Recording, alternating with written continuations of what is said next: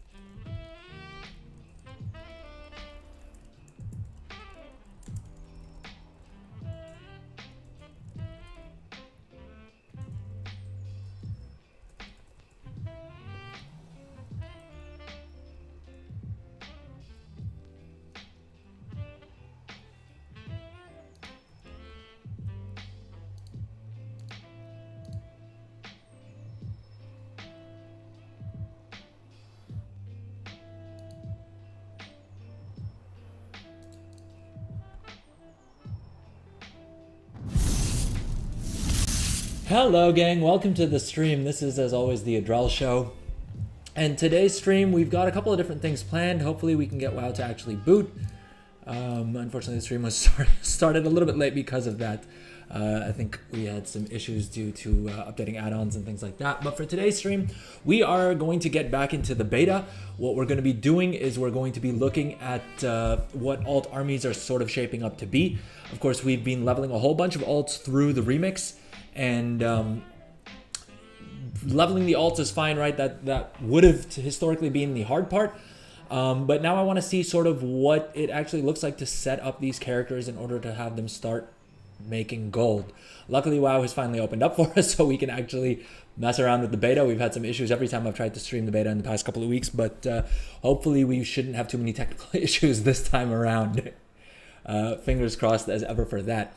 Now, if you are playing the remix still, or if you want to get in on the alt army action, this is actually the best time. Since the pre-patch dropped, they nerfed the experience required to level an alt from 10 to 70 by a significant amount. The bulk of that change came from 60 to 70, where it now only requires 20% as much experience as it did prior to the pre-patch. So it is insanely fast to level characters, right? Previously on stream, famously, it took me 3.5 hours prior to the pre-patch. With the pre-patch and the nerfs to XP that have come from that, it is now even quicker, right? People are doing it in as quick as an hour. I tried doing it very casually the other day off stream, and it took me probably about 1.5 to 2 hours of like active gameplay time. A lot of that time did also get wasted in trying to find a group for normal Mogushan vaults. And basically what you want to do is you want to hop into what you want to do on a fresh remix character. You'll start at level 10, and what you want to do is start hopping straight through heroic dungeons. You'll need about 12 probably of those, 10 or 12. Essentially you need to get to about level 25. Then you want to run normal Mogushan vaults. After which you just hop into, I think it's about 4 or 5 more heroic dungeons until you hit about level 32, 33. One of my characters was 32, one of the others was 33.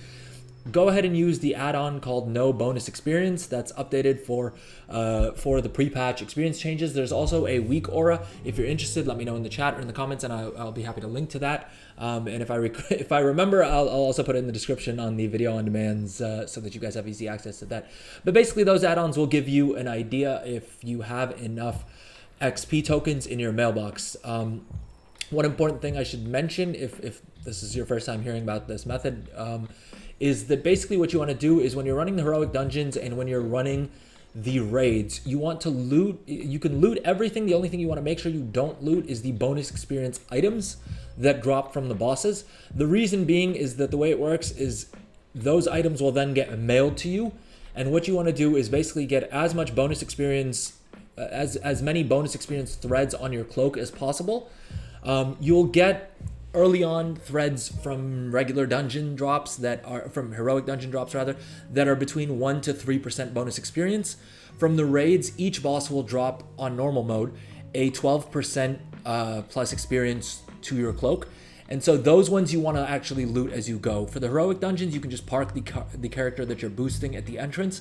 And they don't really need to go around looting things unless you really want to optimize bronze. But even then, I would say you're better off just not looting anything and blasting through the heroic dungeons that much quicker, because each character that you level that way will get 30,000 bronze directly from the item upgrade NPC when they hit level 70. And beyond that, in the course of leveling them, you should also pick up another 10 or 20,000 bronze as well. So each character that you get to level 70 is giving you around 40 to 50,000 bronze in my experience. I've gone ahead and bought every single reward that you can buy with bronze. The only ones that I still have to grab are the ones that need some more Tusks of Manaroth, and that as well has just been because I've been too lazy to run Siege of Orgrimmar, to be honest. I did also deck out one of my characters in full 556 gear, so we have a 476 on my account as well. So at this point, I've basically beaten Remix. I think the only things left, like I said, are the items that need the Tusks of Manaroth, and lastly, there's a couple of like achievement rewards that I haven't gotten yet, but as far as I'm concerned, I've already beaten MOP Remix, right? I'm at like whatever 95% completion, which feels great because I'm not great at completing games. So the fact that I've managed to do that, I'm pretty happy about. In any case, today's stream, like I said, it's super quick to now level characters up. The thing is, we need to figure out how much effort it's actually going to take to play these characters in the War Within, right? I have already leveled up around, I think at this point, let's hop over to our spreadsheet here, because I do track everything in spreadsheets. I'm a nerd like that. We have about 38 characters that we plan on having to around level 70 by the time the War Within drops, right? At 38 characters, that should be able to enter the War Within content. I doubt I will level up more than even 5 or 6 of these guys, in all honesty. We'll have to see sort of how that shakes out, whether it's worth it and so forth. We may actually take a character up to level 80 on the beta. I haven't done it until now because I feel like I want to use the beta more to test out sort of what I can do with all these alts, more so than, you know, what it's going to look like for my main. I mean, the first thing I'm going to do in the early access is, of course, get my main to level 80, and that's what I recommend everyone does.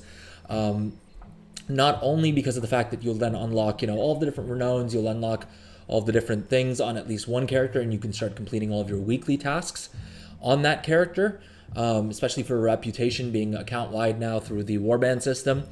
That's definitely going to be a great call. But also in the War Within, you actually get a buff for each character that you get to level 80. You get a 5% bonus experience buff for all of your other characters, up to 5 characters.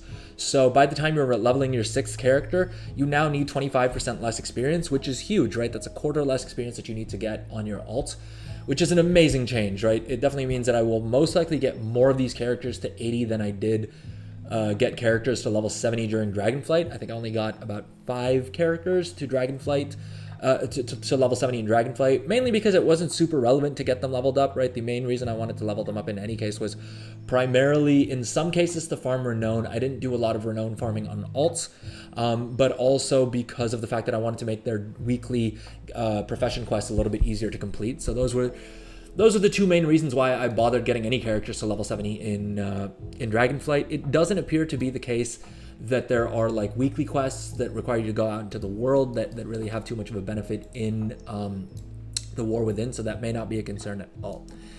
In any case, let's hop onto the beta now. So at first, I think what we're going to do is we're going to just create some of these sample like template level 80 characters, and my main goal here is to figure out exactly what sort of a leveling path we want to take for alchemy, and we want to see how feasible tailoring is. Now, one of the reasons alt armies are even more powerful in the War Within than they were in previous expansions is because of the concentration system, and this has actually made its way to live servers already. You can go and test out the concentration system in Dragonflight right now. They've actually rolled it out already for let's go ahead and create this character while I'm talking. And I don't know why I'm bothering with appearances. In any case, the concentration system is now live. The way concentration works is it's basically the replacement for the inspiration system. Dragonflight was heavily dependent on... I'm not sure how many people knew about this from the beta, and I know that I definitely messed up some of my early character trees and trying to max out skill, when actually in Dragonflight the thing that worked best was inspiration.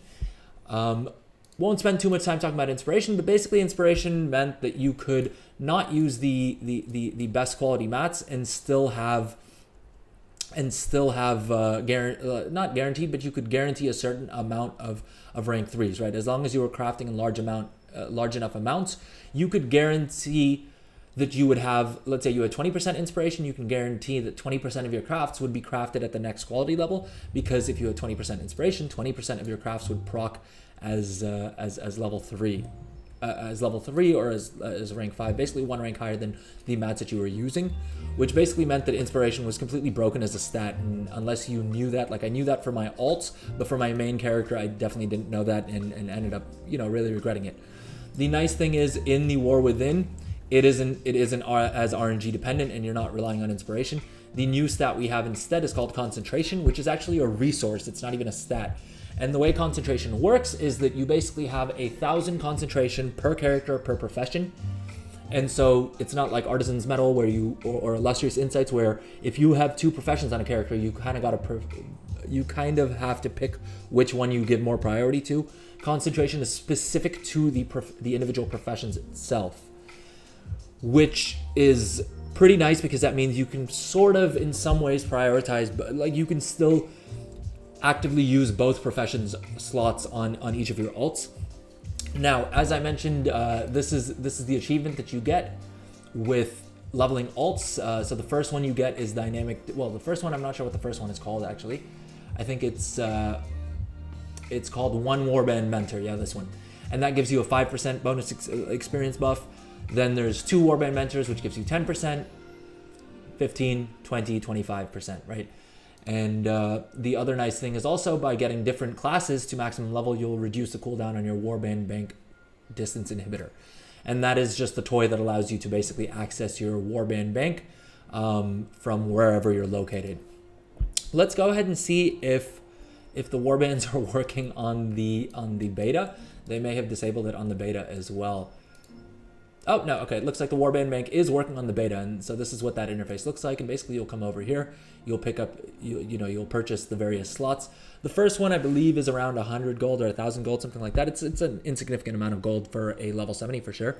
The second tab starts to get more expensive, 25,000. The third is, I think, 100,000, and then it starts to get progressively more and more expensive. So Warband Bank tabs are going to be pretty precious. You don't want to necessarily fill up your Warband Bank with a whole bunch of nonsense if you can help it, right? That said, let's take a second. I just want to take a second to thank everyone who's watching live. I see we have 2 people watching us live on Twitch. Thank you so much. And I see we have someone watching us on YouTube as well. Really, really appreciate you watching live. If you are watching live, drop a comment in chat. Let me know what's up. Let me know what you're curious about the beta, about alt armies, about the pre-patch, whatever. I always love interacting with chat, and it just makes the stream a lot more fun, as opposed to having me rant like a bit of a lunatic. Yeah, so that's the Warband Bank. Let's go ahead and start learning professions on this character, and I'm going to try and model this character off of what a fresh level 70 in in the War Within will look like. We will hop onto the leveling realms after this, but for this character, since we have easy access to mats, I sort of want to take a look. First of all, I want to take a look at alchemy. I haven't really done much of a deep dive into alchemy. We've done tailoring, we've done enchanting, I believe we've done engineering as well on the past streams. If you're interested in those, definitely check out my YouTube channel or the videos on demand. Let me know as well if because I know those streams are a little bit long and sometimes it can be a little bit hard to figure out where things are. I've tried to timestamp things as best I can, but that's still a long time investment. I am working on shorter videos, and I am also considering putting together just a bit of a guide, like a Google Doc or a Google sheet or something like that I can summarize sort of what all the stuff that I'm discovering on the beta and on the stream, etc. as well, just so that you have a handy little reference to turn to. And if you're interested in that, let me know in the comments or chat. Or if there's any profession in specific you want me to get to first that maybe no one else has really covered too much or anything like that. All right, let's go ahead and learn alchemy, and then we'll learn Khazalgar alchemy. And so already to begin with, we can see that actually to get characters to the profession point, they only need to be level 68. Now that is less relevant for remix alts, but it's definitely relevant for the characters that that I'm going to be leveling the old-fashioned way. I have a bunch of characters, as we can see in the spreadsheet here, who are between level 35 and or 38 and 60, who aren't remix characters, so I can't use the super fast leveling through remix for them. But I will be manually leveling those the old school way with just quests and things like that. And for those characters, it's nice to know that I actually only need to take them to level 68. If we have enough time during the pre-patch to get them to level, sorry, 1 second. Do I have 9,999 gold? For a second, I thought I was gold capped on this template character, which just seemed kind of funny. In any case, we'll see how much time we have. If we have enough time to get them to level 70, we would I would love to do that. But starting off itself, I already know that now I don't need to do that, and I can probably just level them to level 68 and sort of park them there. And that may be something that we test out on the beta as well. Are they able to access everything at level 68? Do we need to take them all the way to level 70? I don't think it should take super long to get them between level 68 and 70. But when you're when we're operating at the scale we are, where I think I will have at least 40 characters that I plan on taking into the War Within, which is just an eye-watering amount, right? Every little optimization we can do is going to make a huge difference. So that's definitely an interesting piece of information to know, is that we only need level 68. Let's go ahead and learn alchemy on this character. And it looks like the first thing we can learn is actually this finishing crafting reagent. Now, ideally for all of the alts, we will probably want to pick this up. 105 gold for the first craft bonus alone is going to be worth it. We'll also get I think literally 1 artisan's acuity, but there's a chance that we have an NPC crafting order, so I think we will want to take this on all of our characters as well. And it looks like the next thing that we learn off of the NPC itself is its skill level 25. I did create this character as a goblin because I mainly plan on putting alchemy on goblins because of the fact that they get a 5 skill bonus. Now, ideally, you do want to, if at all possible, take professions that a specific race gets a bonus to. Of course, the GOAT for that and the most versatile alts in that sense are Kultirans. Kultiran humans get a 2 skill bonus to every single profession, which again isn't going to make a huge difference, but there's I would say 2 or 3 places that it'll come in handy. The first is that you will have to invest less in terms of skill points, right? You will naturally have a 5 skill point advantage to anyone who's running alchemy on any other profession, right? We haven't crafted anything, we haven't done anything yet with this character, and we're already at 6 skill level. As well as at the end of everything else, it caps out at 105 skill as opposed to 100 skill. Now that means you will be able to guarantee certain crafts at a higher level than others may be able to. Generally, Blizzard seems to have tuned around this. In Dragonflight, I think the only profession that really gained a meaningful difference was jewel crafting, where if you were a Draenei jewel crafter, you had a higher chance of crafting the tiered jewel setting, tiered jeweled settings that they're called, which basically allows you to add a socket to any to any of the War Within gear, right? Something that everybody wanted and needed. So there was always a lot of demand for, but Draenei's did have a major advantage there. In the War Within, that'll be less pronounced, but the thing to note here is that doing this on a character that has a skill level bonus will allow you to use up less concentration. Now, admittedly, 5 concentration probably doesn't sound like it's going to make too much of a difference, but especially for a profession like alchemy where we're doing a whole bunch of crafts, right? You can see how that quickly adds up. If, let's say, you know, for some of these potions or for some of these flasks, we may be crafting 100 of them at a time, right? If we can save 5 concentration on each of those crafts, that's an extra 10 crafts that we can do on this character, which will directly translate to more gold, right?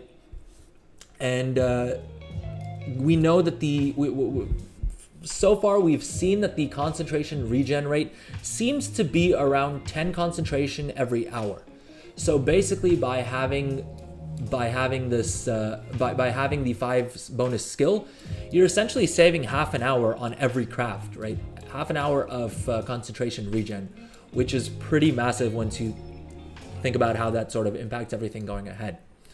Now, coming to alchemy itself, so it looks like the first couple things that we learn, of course, is wild experimentation. I think this is fairly similar to Dragonflight, right? I think we're all familiar with the experimentation process, and this is probably where we're going to try and get the bulk of our skills from. And alchemy is a bit of a tough one, right? Because of the fact that alchemy is very RNG dependent because of this whole experimentation system. Now, we need core-way catalysts, and it looks like we get these as a byproduct from reclaiming excess concoctions. I'm happy to see that in a change from Dragonflight, they're not requiring us to use up Artisan's Acuity. That was definitely one of the major downsides of alchemy in Dragonflight, is that you had this huge disadvantage in some ways because of the fact that you needed to use up your Artisan's Metal on research.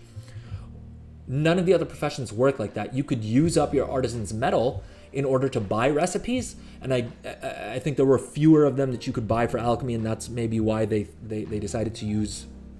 That's why they decided that alchemists should use up Artisan's Metal on research, but it was just never a system that felt super great. So I'm happy to see that that's been removed, and now we basically just get the reagents that we need from her. Like the only reagents we need to experiment with are the herbs and the core-way catalyst, which we'll get from reclaiming potions, right? And this seems to work fairly similarly to how it did in Dragonflight as well, right? We extract core-way catalysts from 5 unwanted potions or flasks. And this is a great way to repurpose a lot of those level 1 flasks flasks or potions that you end up either crafting or you end up looting off of dirt piles and things like that, which I believe are making a comeback in the War Within as well. Like I said, I haven't spent too much time on the actual leveling servers, and we're going to do some of that today.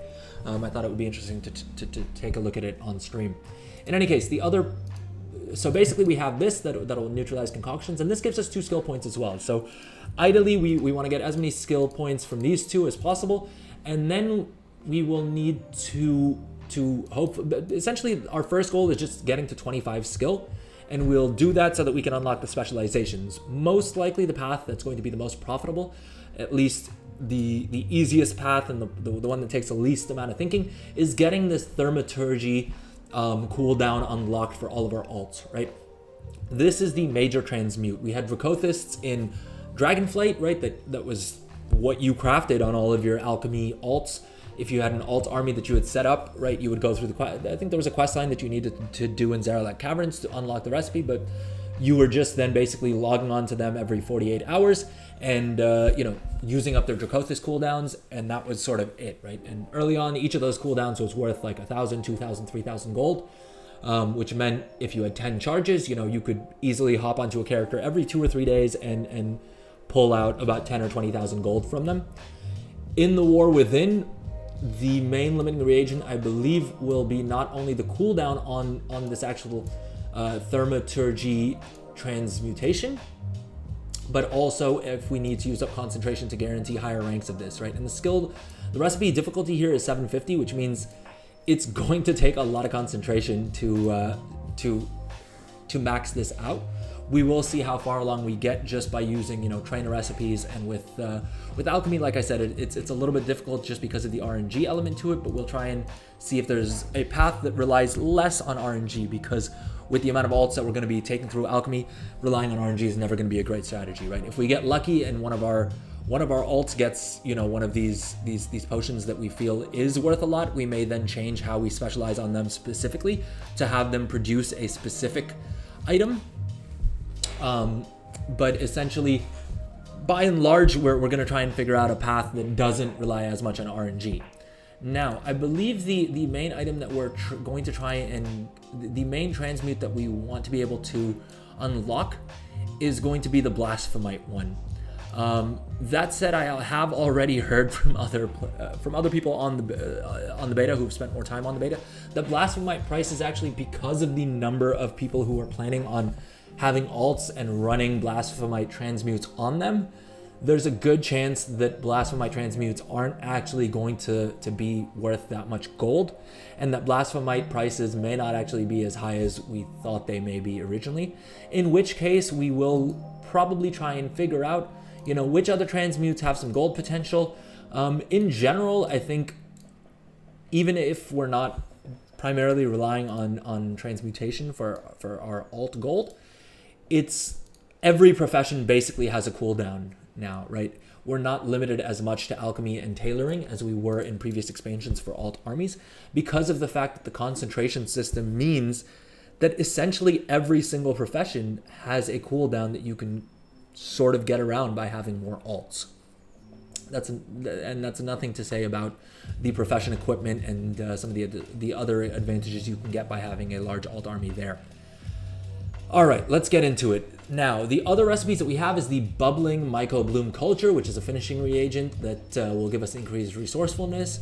Seems pretty nice. I'll be honest, I hope that the finishing reagents are more meaningful in the War Within and Dragonflight. They were sort of something that they added in. It was a cool system, but not one that I really engaged with too much, because in a lot of cases, the finishing reagent costs more to craft or to buy off the auction house than the amount of gold that it would actually save you or make you additionally.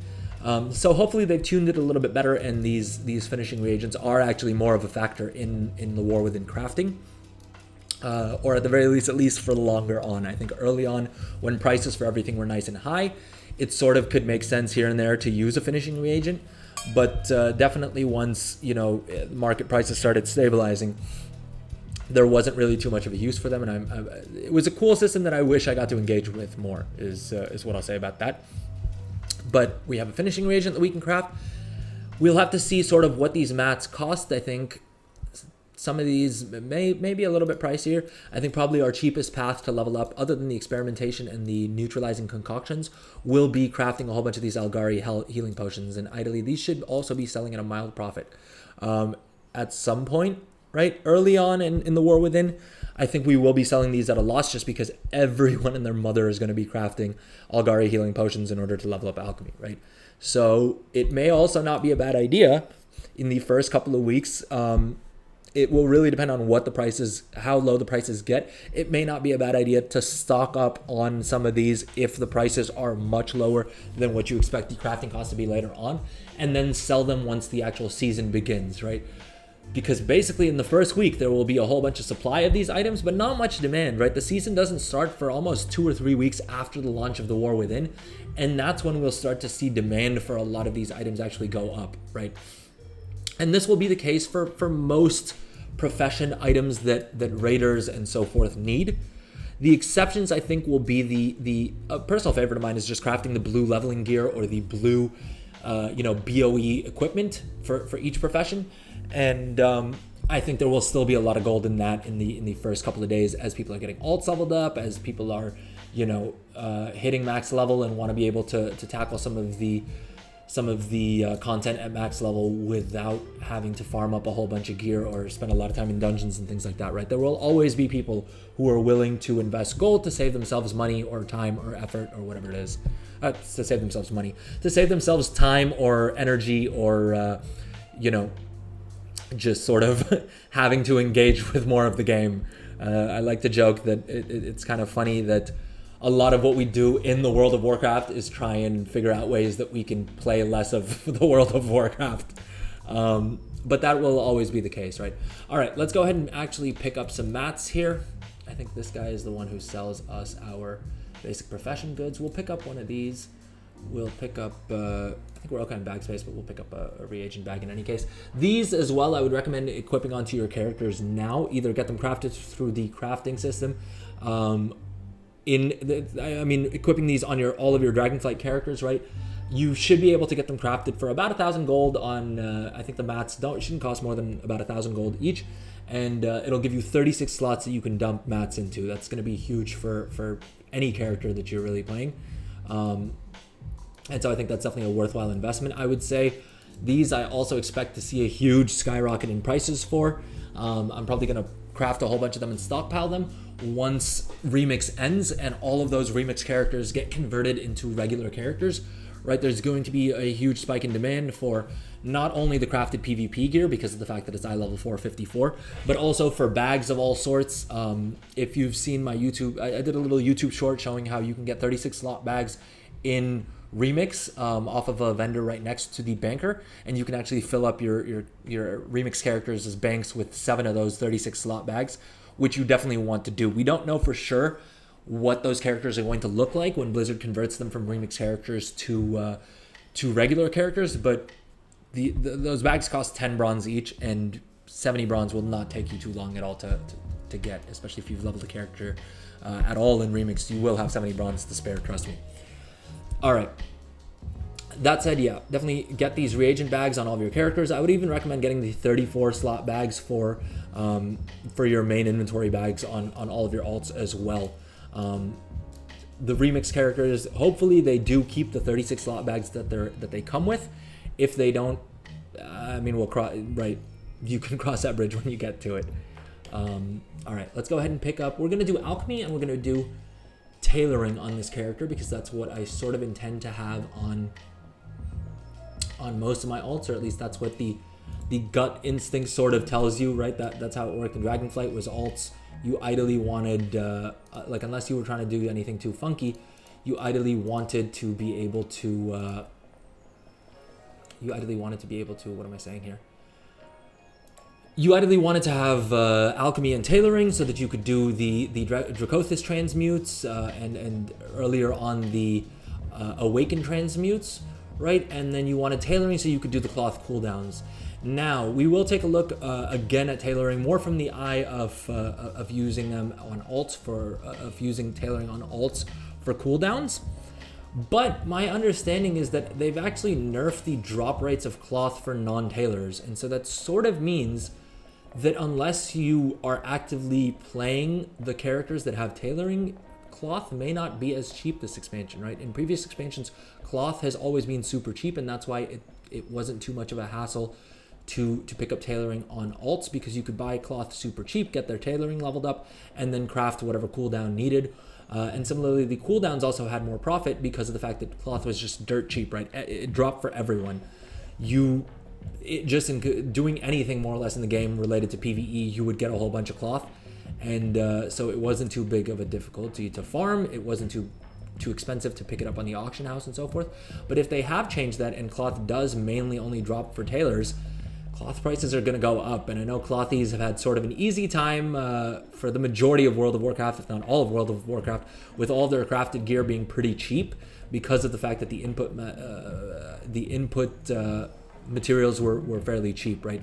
Compared to blacksmithing, which relied on ore, which you have to go out and farm with, with a miner, and similarly with leather and mail gear, right? You needed skins and hides and things like that a skinner would actually have to go out and actively farm. Tailoring was the only sort of thing, the only profession that had mats kind of just handed to you as you were playing the game. And of course, you did get a boost to cloth farming if you were a tailor, which was always nice. But in any case, did we learn tailoring? All right, let's go ahead and learn tailoring. And we'll pick up Khazalgar tailoring as well, which we see requires level 68. And for tailoring, we just need to get to level 5 to unlock 3 items that I think should help us level up tailoring quite a bit. It looks like they still haven't fixed tailoring though. When we took a deep dive into tailoring earlier on, In the beta, we saw that, well, when we first looked at it, all of the crafts had the exact same mats. So they've definitely changed that around, which is nice to see. But they still haven't really fixed the start of tailoring. I don't know if they actually intend it to work this way, where the only way you get your 5 first skill points is by unraveling.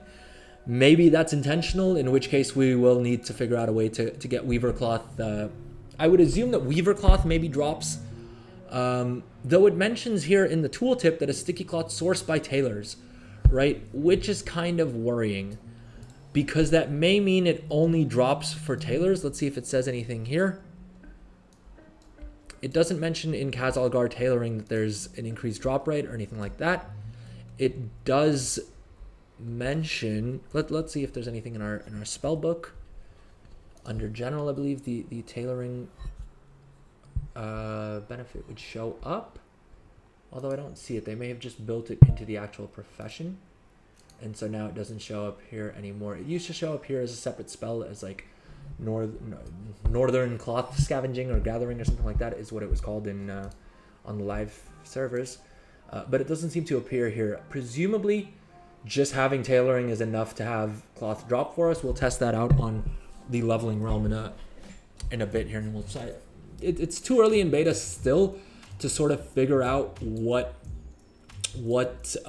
drop rates are going to be, right? They're still constantly tweaking those, so I don't want to spend too much time farming or trying to figure out good farming spots and stuff like that, because I know the drop rates will change a lot.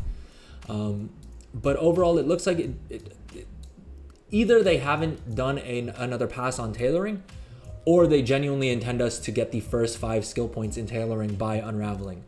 And so, this is really worrying me that it says a sticky cloth sourced by tailors from humanoids, right? It doesn't say just drops from humanoids the way that other cloths have. And unsurprisingly, of course, it looks like we will need to we will only be able to unravel Khazalgar mats here, and it actually says it for all 3 of the items that we can unravel. So it may be the case that we need to pick up tailoring, go out and do some world content in order to get enough cloth to do this, at least early on, when I expect cloth prices to be pretty high. I mean, I expect everything in the first week or 2 of the war within prices for everything to be super high, right? That's just how a new expansion goes. But if we can only farm cloth on our tailor, it may be expensive to level up tailoring early on. All right, let's go ahead and unravel 5 of these. We'll use the rank 1 mats because that seems like the most likely item that we will be able to get our hands on. Interestingly enough, while we're doing this, we are getting writhing samples while crafting, which is kind of interesting there. Let's we got to 5 skill points. Let's go ahead and head back to the trainer and pick up the remaining items that we've unlocked. Let's also go ahead and put alchemy and tailoring onto our toolbar here, so I don't have to keep opening up the professions window. But essentially, I think we'd want to unravel as much as possible until we get to the point that we can craft something better, right? It really will depend on how much weaver cloth we get. I believe that these items should require, it looks like moss wool thread we'll pick up from the vendor, but basically to craft everything else we'll need spool of weaver threads. And also for the crafted gear we'll need actual weaver cloth bolts, and so the weaver cloth bolts as well we'll need to first spool. So unraveling will definitely be something that hopefully has some profit in it. I know early Dragonflight, a lot of people were just creating alts and specializing into unraveling because you could make a decent bit of gold just by unraveling your cloth, right? People are always willing to pay for convenience in this game, and so not having to have an alt logged on unraveling is definitely something I would pay for, right? I don't think I've ever unraveled in Dragonflight. I just never had the patience for it. But so this in and of itself could be an early gold maker for us. Let's then move ahead to it looks like Khazalgar unraveling will take you to 10. I'm just gonna jot these down actually as we're going, because I want to figure out what the leveling paths are to put into the document that I was talking about before.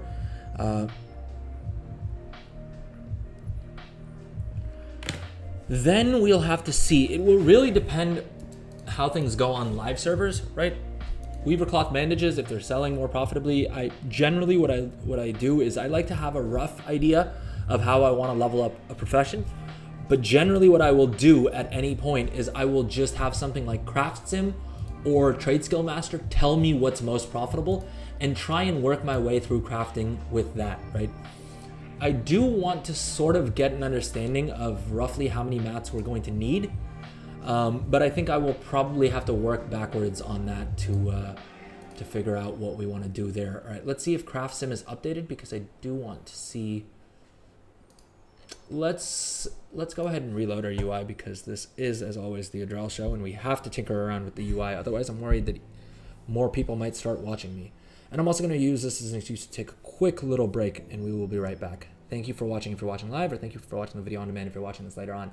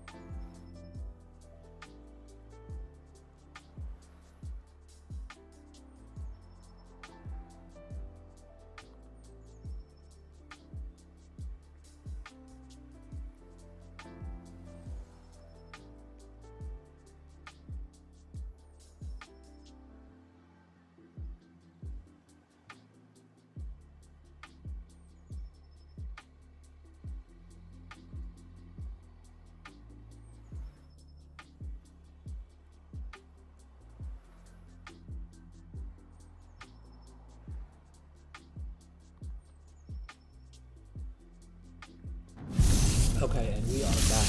All right, so we've updated some of our add-ons. I tweaked the add-ons off stream while we were waiting there. It doesn't seem like Craft Sim is updated for the most recent version of the beta, but we will enable that. I'm just trying to see if there's any other add-ons that we want to enable. I want Blizz Move for sure. Is there anything else here? Demodal, I think, allows you to move things around, which we want. And beyond that, I don't think there's really any other add-ons that we need as such right now to test out the profession. So let's go ahead and reload the interface yet again. There we go. All right. So we don't have a source for most of the Craft Sim areas, but that's sort of fine, right? The auction house values are going to be sort of pointless to look at here. But essentially what I would do is I would go through each of the crafts that give us skill. Of course, we want to craft one of each of the first craft bonuses. We want to craft one of each item that we learn for the first craft bonus is the way I meant to say that. Because of the fact that we want to get as many knowledge points as possible, right? And so we will craft at least one of each, even if they're unprofitable. But beyond that, we'll mainly be focused on whatever gives us ideally the highest profit. Otherwise, whatever is just the cheapest, right? And so this is usually how I level most of my professions, by looking at what I can craft profitably that gives me skill points, right? Even if that means investing a little bit more, I'd still rather make a profit while leveling a trade skill as opposed to, losing a whole bunch of gold up front. All right, and it looks like that also unlocked Pioneer's Cloth Slippers for us, taking it to 10. And so now you'll really have to see on your realm, early days, I think, this gear is equipable at level 71 and it's eye level 518. So these players are going to want to pick these up, right? There is a non-zero amount of the player population that has more gold than they have time, or prefers to just buy a token and deck themselves out in full eye level 518 gear.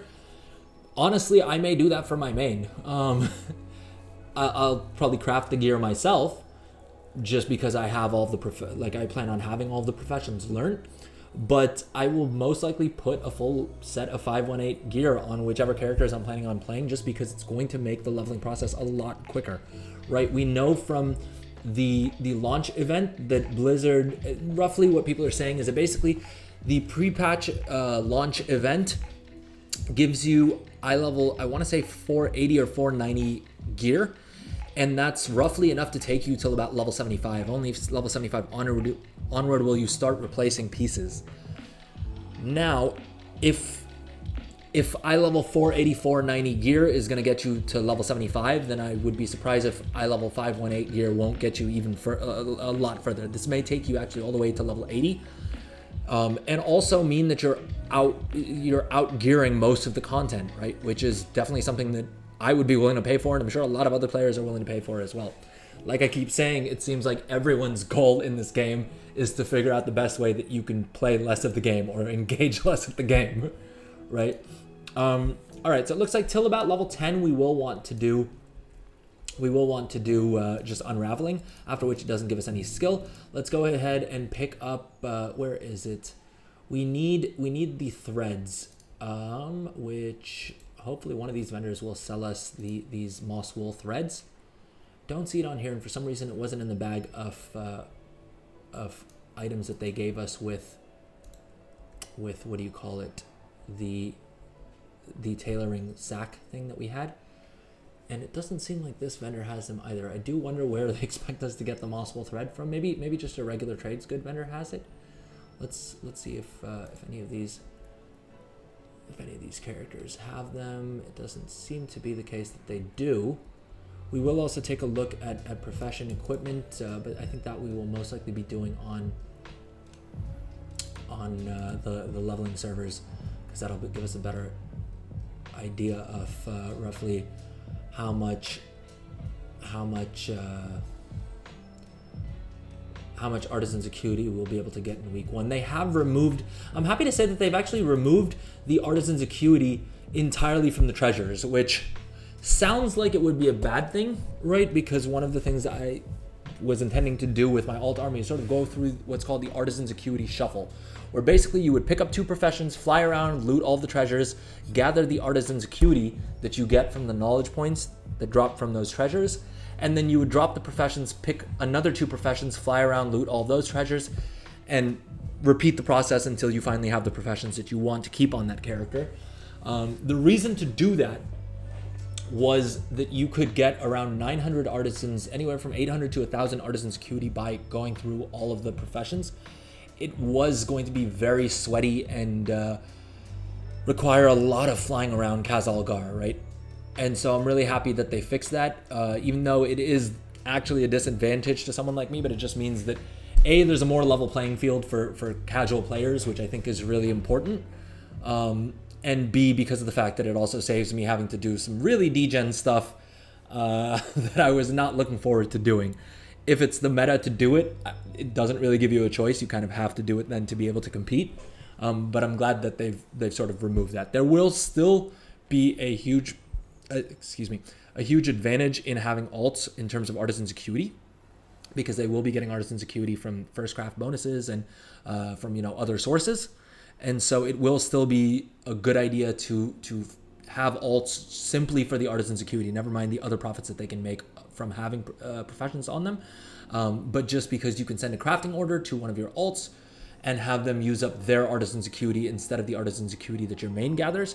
The reason we want to do that is because Artisan's Acuity is not only used to craft the profession equipment, which will give you bonus stats, bonus skill to the profession, as well as profession stats, but also you use up Artisan's Acuity to buy up knowledge books from some vendors, as well as to buy recipes from some vendors. And when we hop onto the leveling realms, we'll hit Dornagol and take a look at that vendor as well, and maybe even figure out a path that we want to go down with which recipes we want to pick up. All right, let's pick up a couple of formulated courage just so that we can get around the what do you call it, the cooldown that we'll have on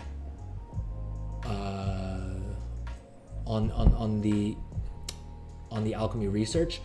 I'm still not able to find, annoyingly enough, the moss wool thread. I'm hoping it's on one of these later pages, or that it's just on a general, just on the general trade goods. There we go, moss wool thread. Ooh, expensive, 11 gold. Oh, so each weaver cloth bolt is gonna cost at least 66 gold. We're playing on a goblin, so this is after all of the potential discounts. Now there may be, it may just be that on the beta this this NPC doesn't have a faction associated, so we're not getting the discount, and maybe it'll be, you know, 10 or 25% cheaper. I think the maximum discount that a goblin gets is 20%. But still, we're talking about, you know, 9 times 6, what is that? 18, 36, 54? 54 gold, I think, per bolt is going to be just the vendor mat cost, right? Which means weaver cloth bolts are going to be pretty expensive. And tailoring is, for that reason alone, not going to be that cheap to level up. Let's go ahead and pick up 600 of these just because we will need to do a whole bunch of bolts and things like that.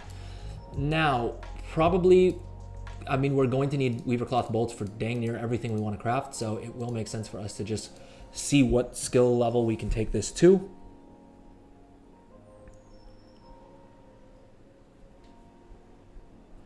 And we'll see what level this turns yellow at about 15, which probably means it'll become green around level 20. That's tailoring level 20.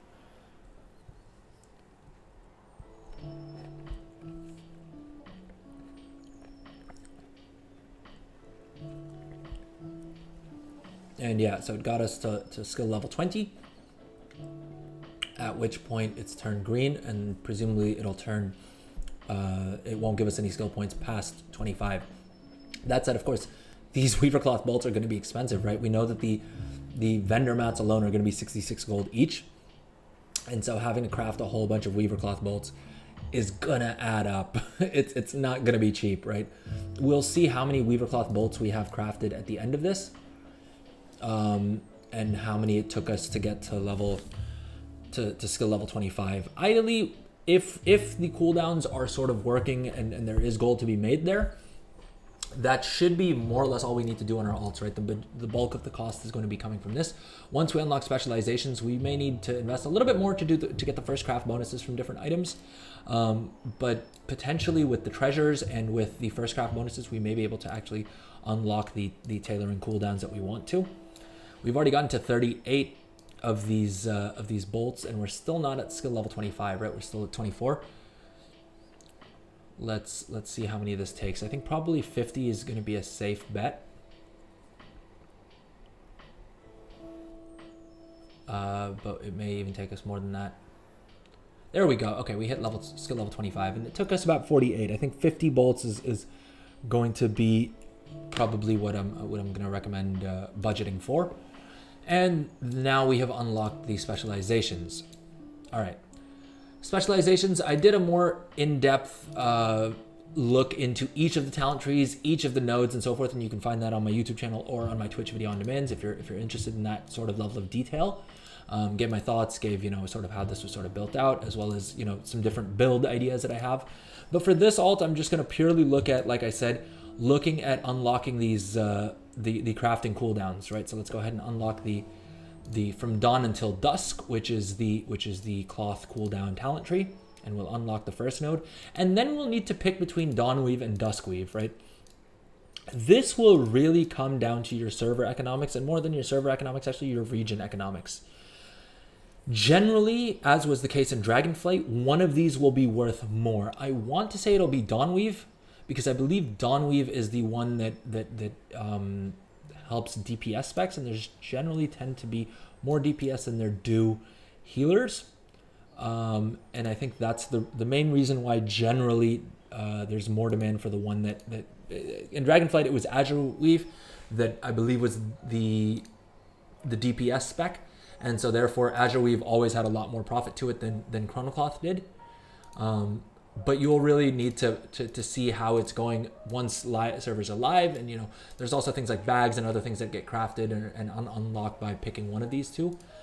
For our purposes here, we'll probably, I want to see which one Dawn Weave is and which one Dusk Weave is, and which ones are used up for, like, not the PvP gear, because this will just use regular Weaver Cloth bolts.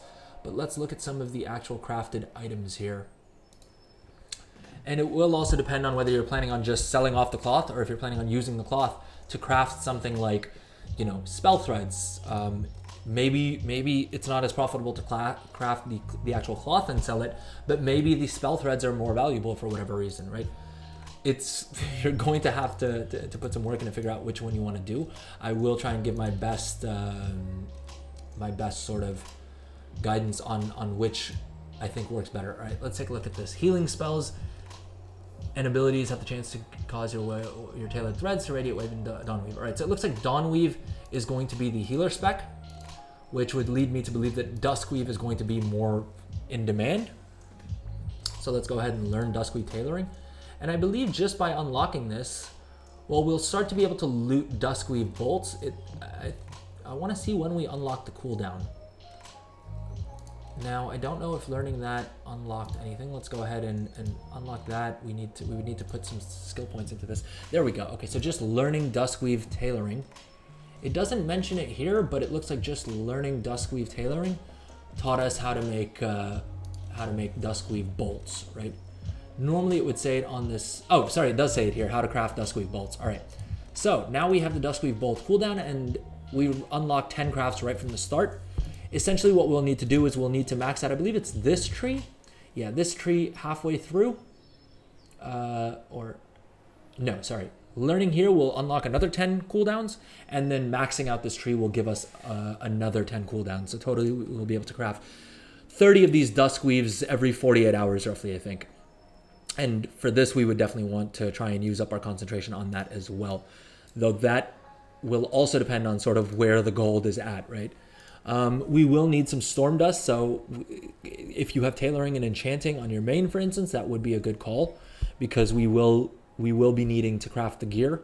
In another change from Dragonflight, I believe, we need enchanting mats as well to level up tailoring, which sort of makes sense. Generally, most people, if you're doing this on your main, or if you only have one character that you're doing professions on and you're taking tailoring, you would most likely take enchanting with it. In my case, my main tailor has leatherworking on it as well, just because. But my main has enchanting, and so we're fine there. All right, let's go ahead and learn all these other recipes that we picked up. We will have to see whether or not we need to do this on all our alts. These recipes are expensive. They're around 200 gold each. And I don't know how many recipes we just learned, but let's see. 1, 2, 3. It looks like about 10 or 20 recipes that you're going to need to unlock at some point, right?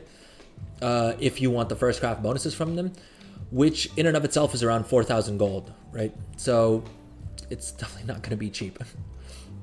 Now, Weaver cloth bags are 34 slot bags. There will be a big market for these as well, because people are in the habit of buying new bags when a larger bag size drops.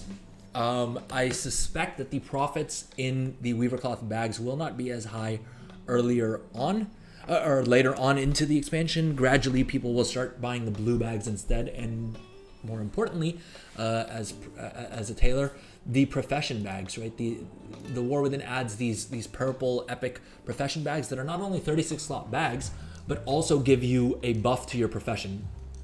Now, on the live realms, we'll take a look at leveling realms, we'll take a look at how hard it is to come by both of these currencies, but we can see here that it requires 150 artisans acuity, right? So this is one of the examples of why I'm saying that it sort of makes sense to have your artisan's acuity reserved on your main character, or your main profession tune, right? If you have tailoring, the alt that you're planning on pushing the furthest with tailoring is you want to conserve as much of this artisan's acuity as you can, so you can buy as many of these recipes as possible, right? I believe the second currency that we're seeing there that we need 1,500 of is what you call it. I'm blanking on what the name is. A Kej, which I think you farm up from different quests and things like that. But we'll have to see exactly how that works and how easy it is to farm that up. I believe you can transfer that between your warband though, so you could just farm up a whole bunch of Kej on your main and transfer it over to your alts and buy the recipes that they need, which is probably what we're going to do. All right, now let's look at the first craft bonuses that we haven't done yet. We have the Duskweave Bolt will give us a first craft bonus here. Probably we may want to, I don't know if we want to necessarily do this day one. I assume that the mats are going to be fairly pricey, and there will not really be too much demand for Duskweave Bolts until the actual season, right? Season 1 of the War Within starts. That's when we expect the people will actually be buying these Duskweave Bolts to craft, their epic gear with. And that's also when they'll get sparks and things like that.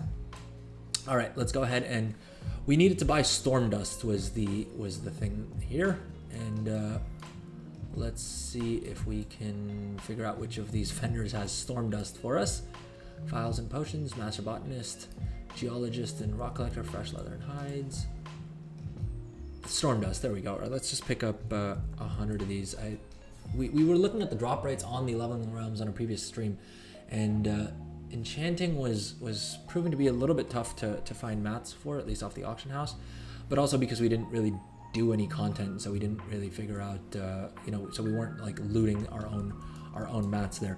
All right, we picked up the storm's dust. Let's hop back into tailoring. Let's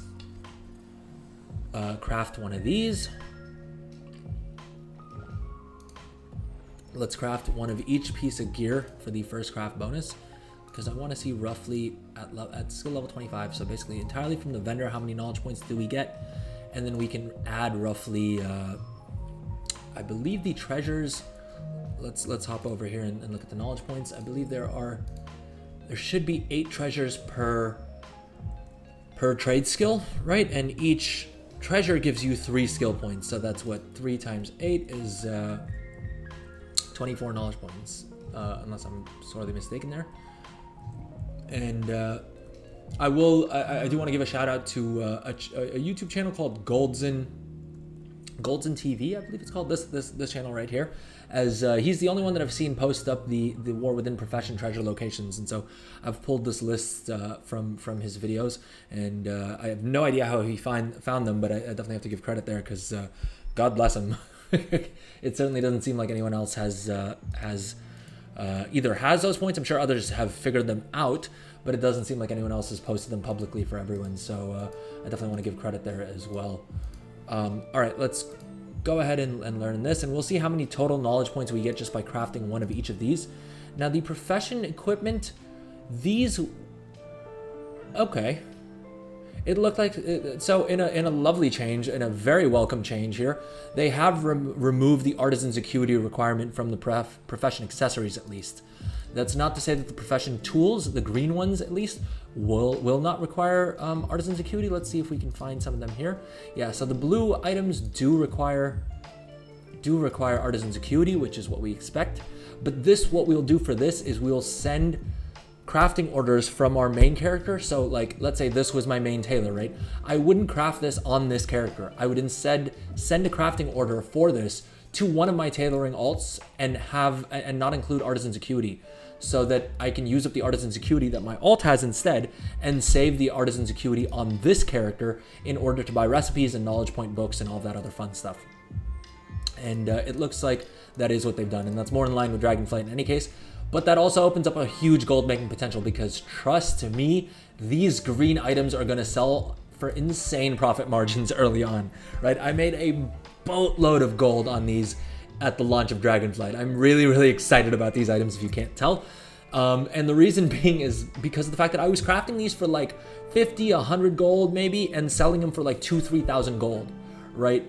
All of this gear, because everyone was leveling up professions. No one could be bothered to figure out, which profession crafts the equipment that they need. You're leveling up alts, you're doing whatever. 2,000 gold, a lot of players will scoff at that, right? Inflation in general has gone up like crazy in the world of Warcraft. Oh, geez, sorry, I've had something in my eye. And so a lot of players are going to be buying a whole bunch of these. Now, what's interesting is on the fishing cap, for instance, it doesn't look like this gives us any real benefit to the War Within fishing specifically. An interesting thing to note is all of this profession equipment, all of the new profession equipment, the only reason you actually want it is for the bonus skill level that you're getting. If you have an item that you're going to be able to, that you have enough skill for, or that you don't mind using up, better quality mats for to guarantee a higher rank for, you're going to actually want to use your Dragonflight equipment, which sounds kind of odd, but the reason being is, at least as it currently stands on the beta, as you can see, the upgraded higher eye level profession equipment doesn't actually give you anything more than the skill. Now, I believe, given the fact that these are higher item levels, the secondary stat budget should be higher. And so on the whole, you would probably still want to upgrade to these as soon as you can. But early days, when these are super expensive, it may not be necessarily that beneficial. It'll really come down to whether or not you need the extra skill in your Kaz Algar profession, because otherwise the resourcefulness and crafting speed, right? Let's look at the two secondary stats that we get here. These aren't specific to the War Within. These appear to be the same between Dragonflight and the War Within professions. It says plus 57 resourcefulness. It doesn't say plus 57 War Within or Kaz Algar resourcefulness. I would hopefully assume, is how I'm going to word that, because why not? I would hopefully assume that they do fix that, right? They do change that. It does seem a little strange that if you have, you know, your blue Dragonflight profession gear, and some professions even have epic profession gear, you may have quite a bit of the stat already, which sort of disincentivizes you from upgrading your profession equipment early on, right? So that is kind of interesting. I do wonder whether that will impact the amount of demand that these green profession equipment items have, because presumably people can just pick up, you know, they can just grab their blue Dragonflight equipment and still get, you know, resourcefulness and multi-craft and ingenuity off of that, I guess, as much as they care for it. In any case, let's go ahead and craft one of each of these. These I expect to make a decent bit of profit with. It does look like we will need more of these exquisite weaver cloth bolts, so maybe post 25, you know, we'll do the first craft bonuses. I don't remember what level we picked up exquisite weaver cloth bolts at. Probably worth looking at that. I'm just gonna jot that down, but essentially doing the first craft bonuses got us to 31 skill. Let's see when these exquisite weaver cloth bolts stop giving us any additional skill points. The point here is also, these are also going to be pretty expensive, right? Because each of the weaver cloth bolts, we know that each craft of this is going to cost a minimum. I mean, for the weaver cloth bolts, you're talking about 200 gold there alone, I think, right? We said we need 66 gold for the vendor mats alone. So let's say with the weaver cloth, if it's only dropping for tailors, in order to craft each of these weaver cloth bolts, this will be about 100 gold per craft, right? Very, very ballpark figure. It's probably going to be even more than that, especially early days. But let's say this will be about 200 gold for this, another, 22 gold for the threads, and then Lord knows what storm dust is going to cost. I doubt it'll be cheap, but each of these crafts could be around 300 gold, right?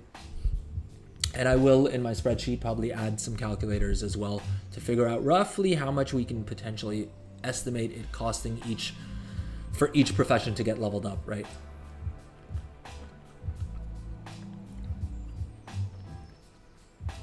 All right, so it looks like at 35 it went to yellow, which probably means it'll stop giving us skill at about 45. But we've crafted quite a few of these and not really gotten too much to show for it, if we're being honest here. Depending on how expensive things are, we may want to just go through our first craft bonuses in the first week and wait to push past this. We've already unlocked the skill points here, and we have 9 Kaz Algar tailoring knowledge. In the first week, we may only craft the ones that are profitable, right? And only take the first craft bonuses for those. All right, so I think we crafted around 23 of these. I need to double check, but I think this would also be around probably 25 to 30 of them is probably a safe bet for how many we need to craft of these. All right, that gets us to 45 skill level. We'll hit the NPC here and see what else he has for us. And okay, looks like we have 3 more gear pieces, right? That we know will we're out of gold. So, I mean, just to this point, right, without spending anything on mats, we've spent 10,000 gold, which is also a handy little estimator for us to have. We know that it's going to cost at least 10,000 gold, right? Having an alt army is well and good. If you don't have the gold to support them, I would get on it, right?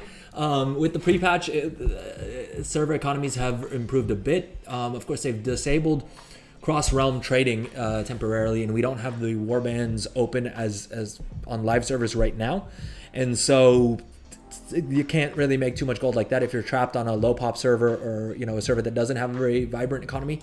You may have to wait a couple days until war banks are open again in order to be able to cross-realm trade. But once that's enabled, or once they re-enable cross-realm trading, what I would do is craft everything on whatever realm you have your crafters on, and then move all that stuff over to a higher population server. A full server, the nice thing is that you will always be able to sell things. It's just you won't sell them for nearly as much profit.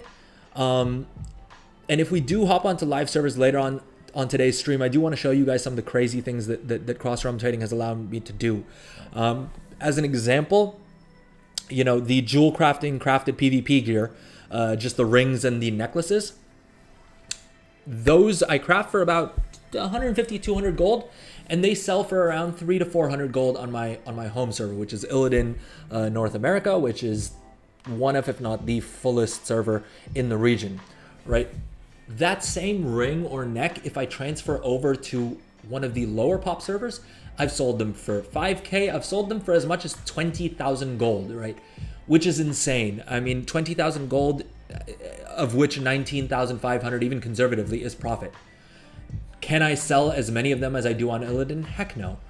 But is it worth my time to list them there? You betcha, especially now that it's super easy. You only have one character page, and so it's easy as all heck to just hop on those characters real quick, repost your auctions, maybe hit the war bank and pull out any more inventory if you've sold out of anything, and then log off, collect your gold, log off, and move on to the next character, right? That entire process used to take a little bit longer because you had to change your realm. You had to manually transfer things. You needed 2 accounts to be able to do that. With the war banks, you can just dump it. You can literally on your crafter craft like 100 of them, throw them in your warband, and then just sort of go through each of those characters, pulling out inventory from the war bank without having to A, have a second account, or B, actively trade items between your characters 6 at a time, right? It just speeds things up a lot quicker. The other thing that I'm super excited for, because of the fact that the war banks, like I said, are a bit expensive even for my taste, and I'm sitting on 30 million gold on retail, or nearly there, right? I plan on having 30 million gold by the war within it at very least. But I'm sitting on almost 30 million gold, and still I find the warbank tab prices kind of eye-watering. In my case, though, I also did snag a guild bank a couple expansions ago, super cheap. And since guilds have become cross-realm, but guild banks are going to become cross-realm as well with the next mini patch. I think 11.0.0.2. They're going to make guild banks as well cross-realm, and so I will probably be using my guild bank a lot more for that, because I just have a lot more tabs, and I don't need to spend like 500,000 gold or whatever it is per tab for the war bank. So if you do have a guild bank, definitely worth considering that as an option as well, to transfer items between your various characters. All right, coming back to tailoring. So we learned a bunch more recipes. It looks like it's going to cost at least 10,000 gold just in trainer recipes and in vendor mats to get tailoring to skill level 45, right? I don't know how much we spent on some of these other things. I think they're just free on the beta vendor. I don't know if there was a cost associated with any of the stuff that we bought. I guess the storm dust we spent, what is it, like 375 gold on, and presumably those threads that we bought, I think we bought more than we needed. Yeah, we have quite a bit, but I mean near enough to 10,000 gold just for near enough to 10,000 gold just in training costs, right? So definitely get on gold making in retail if you're not sitting on a large war chest, because it's going to be expensive to level professions on alts. All right, let's go ahead and complete the remaining first craft bonuses, because ideally we want as many knowledge points invested as possible. And let's actually go ahead and filter here on whichever ones we have first craft bonuses for. The Duskweave bolts we'll wait for, because I'm not sure when exactly it starts counting the cooldown for this. I don't know if we already used one of those, will it count against this? And handily, each of these characters are going to be crafting one of each of these, so we'll definitely mail those off to our alts, right? If there's not a huge market for them, at least we can get use of them by sending them to an alt that has the profession that we've crafted the item for. Let's go ahead and, while we're doing this, equip our tailor's coat. We crafted one to level up with, but it doesn't hurt us to have it here as well. Ideally, if you are crafting this for yourself, I would recommend probably trying to get it at a higher level. It depends. It remains to be seen whether or not we want to use concentration. It will really come down to how much concentration we would need to spend in order to guarantee it at a higher level. Let's go through the other items here. In weaver cloth embroidery thread, again, I really hope the finishing reagents are more of a needle mover in the War Within. But I mean, in Dragonflight, they were a little bit lackluster in that they just didn't end up economically working out the way that we needed them to, right? Hopefully, at least early expansion and hopefully later on into the expansion as well, these are still valuable. And it looks like we didn't have to buy any more of these exquisite weaver cloth bolts either. We just had enough from crafting them to level. Probably this tier 2 one we would want to sell because I think they will be more valuable. And we probably don't want to use them up on a bag or an item that doesn't have a quality level associated with it. But for now, I just want to see roughly how many mats we need in all. All right, so we've completed all of our first craft bonuses except for this Duskweave Bolt, and that's gotten us to skill level 51 already with 23 Khazalgar knowledge points. As we said, we're going to get another 18 from the treasures. Since we are on the beta realm here, though, what I'm going to do is go ahead and use this item that will give me bonus. Well, I guess I need to buy it off of the vendor first. But since this is the beta test realm, we will be able to buy an item that just gives us maximum knowledge points in tailoring. So let's go ahead and learn that. And if you are watching live, thank you so much, first of all, for watching live. But drop a message in chat. Let me know, how many alts you've leveled through remakes, how many characters are you planning on taking to the War Within, which professions are you most excited for. If there's anything you want me to cover as well, like I said, each of these professions are going to have a way to make a whole bunch of gold with alts on, and my plan is to sort of have a bit of a guide to exactly how you can do that. All right, so it looks like just the first craft bonuses and stuff were enough to get us to skill level 51. Now, the other interesting thing that it allows us to do, in addition to getting knowledge points, is unlock a second talent tree. So what we want to do here is see what the benefits for each of these are, right? Unlocking Threads of Devotion allows us to use optional reagents. Don't really care too much about that. Probably our alts, we're not going to be crafting a whole bunch of gear. We will have one alt that specializes in gear crafting, and that's going to primarily be for PvP gear. I imagine being the main thing that we're going to craft with this character. But that said, the crafting recipes for PvP gear are going to be super expensive, right? They cost 7,500 honor. At least in the early days of the expansion, anyone who's farming up 7,500 honor wants that honor to use on their own character, right? And so if they are using that honor to buy recipes, they're going to want hundreds of thousands, if not millions of gold for each of those recipes. So this may be something that we do further on down the line, right? Let's look at quality fabric. I think this may be a talent tree that we care more about. Gain plus 15 ingenuity when crafting specialty items and reagents, and learn a subspecialization of your choice. Well, depending on what these subspecializations are, this could be of interest to us. Ingenuity is sort of the replacement for inspiration. It's a crafting stat. You'll have it on some of your crafting gear here, and you'll get it from the talent trees as well.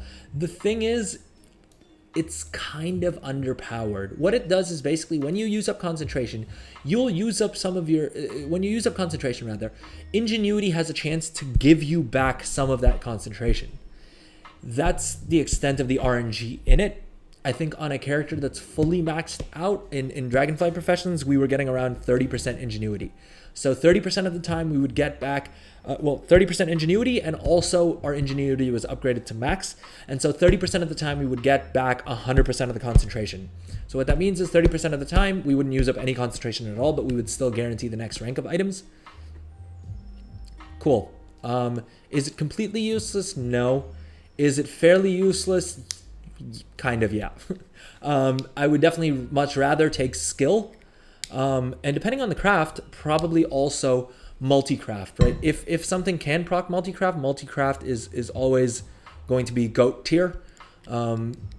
because of the fact that it just gives you more of the items for the same amount of mats, right? So multi-craft is always going to be the best thing that you can try and stack, followed by probably by skill, and then lastly followed by resourcefulness. Resourcefulness early on, not a huge game changer, but once you've sort of maxed out everything else, resourcefulness can be super profitable as well, because it just gives you mats back, right? So it just means that everything costs fewer mats to make. So this may be an interesting talent tree for us to go into. Or there's textile treasures, learn a subspecialization of your choice and find weaver cloth bolts from humanoids.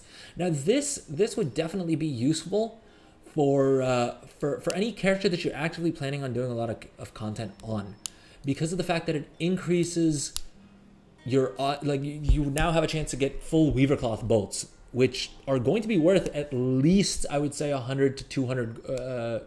No, we did the math, right? Yeah, at least about 100 gold each. And so if we can loot those directly off of NPCs, nothing like it. But the purpose of this is to look at alts that that we plan on just having parked in Dornagal and who are crafting a whole bunch of things, and learning the specialization plus 25% additional goods when crafting tailoring patterns, and also learning this multi-craft grants up to 25%. Oh, okay, that's the same benefit. So this could be interesting as well. It really depends what's showing up under tailoring patterns. Let's take a look there. But otherwise, we would go down. We would put a skill point into this in order to. Where is it? In order to learn probably either preserving embroidery thread, I'm less excited by, weaver cloth spell thread. This is probably where I would want to put some skill points in, because then we can craft spell threads and just use up our concentration on those and max out the quality of the early game spell threads, right? This gives you additional intellect. This is something that every caster is going to want at the bare minimum. If they're not, once they start having raid items drop and conquest gear and stuff like that, then the epic spell threads will start to become will start to become more of the meta. But definitely prior to the season starting, these weaver cloth spell threads, everyone's going to want to pick up at the bare minimum, right? And so there will be a huge market for this. If we can use up our concentration on an alt to guarantee these at rank 3, that will be the dream scenario. All right, let's look at what shows up under tailoring patterns. Let's remove the filter here. Tailoring patterns. Do they have an actual section called tailoring patterns, or are we just supposed to figure out what sort of items count towards this? Because multi-craft is amazing.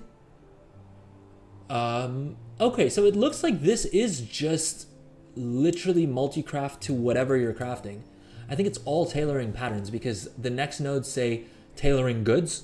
So I think this is just a complete tree of multi-craft, which is kind of insane if that's how they've decided to do it, and definitely something we want to take on as soon as we can. Maybe I may go as far as saying that actually before we even unlock from dawn until dusk, you want to go into tailoring treasures and try and get some points into this, right? Multi-craft is going to benefit you when you're crafting your bolts, right? When we're crafting these, what was it? We crafted, to level up, we crafted, where are they in our bags here? We crafted the bolts. I guess I should probably just use the search here instead of being a moron and trying to find them manually. Yeah, we crafted weaver cloth bolts. Did we craft these, or did we buy these off the vendor? And then we also crafted some dawn weave bolts, didn't we? Or no, these we picked up off the vendor. We've used up weaver cloth bolts. What were the two items? We had two different types of bolts, exquisite bolts, right? I don't know why they're not in my inventory. We may have crafted things with all of them. Yeah, these exquisite weaver cloth bolts will benefit from the multi-craft that we take on, the weaver cloth bolts that we use to level to 25. So I guess we can't actually use up weaver cloth. We can't actually get the multi-craft for the weaver cloth bolts just because we won't have enough skill unless we level it through some other method. But essentially what you'd want to do is basically your first thing you'd want to do is take textile treasures. So at 25, when you unlock the talent tree, you'd actually want to go down this first, and you'd want to unlock, at the very least, learn this subspecialization so that you have more multi-craft for everything. As far as how many points we put into here, we'll take a look how we're going and figure out whether we want to do this first or second. because it may be the case that actually maxing out this tree first is more beneficial to us than you know, maxing out the any of these trees. Ideally, what we'd want to do here is get this to, I mean, in this tree, we know that we want to, let's actually take a look at this before I start talking too much. We would want to basically, we'll need to invest 30 points in here to unlock the other cooldown. So we do want to do that at some point. As far as how much of a priority it is, I think it's going to be less of a priority than getting this tree to like 15 points in. We want to invest into this so that we unlock this sub-specialization, and this we want to max out so that we have 30 of these cooldowns, right? So we haven't spent a single knowledge point. Now we know that we have 23 so far. Let's see what else we can get from first craft bonuses. And we don't have any other first craft bonuses available directly to us here. Let's come over to the trainer. I think we had a couple more things that we could learn off of him. Yep, and we have the Algari Weaver line and the Artisan Tailor's coat. And for these two, we're probably not ever going to bother getting the first craft bonus for. Certainly for this one, right? If we happen to have an NPC crafting order, and that's the other thing we need to look at next. But if we happen to have an NPC crafting order, then we'll go ahead and craft this. Or if we, you know, snag a public crafting order, or we get someone to send us a private crafting order for it with their Artisan's Acuity, we'll do that. But on our main character, we're definitely not going to be getting this first craft bonus. So I'm not going to include it in this whole count. Let's go into the crafting orders tab here and look at these. I guess they're called patron crafting orders now instead of NPC craft orders.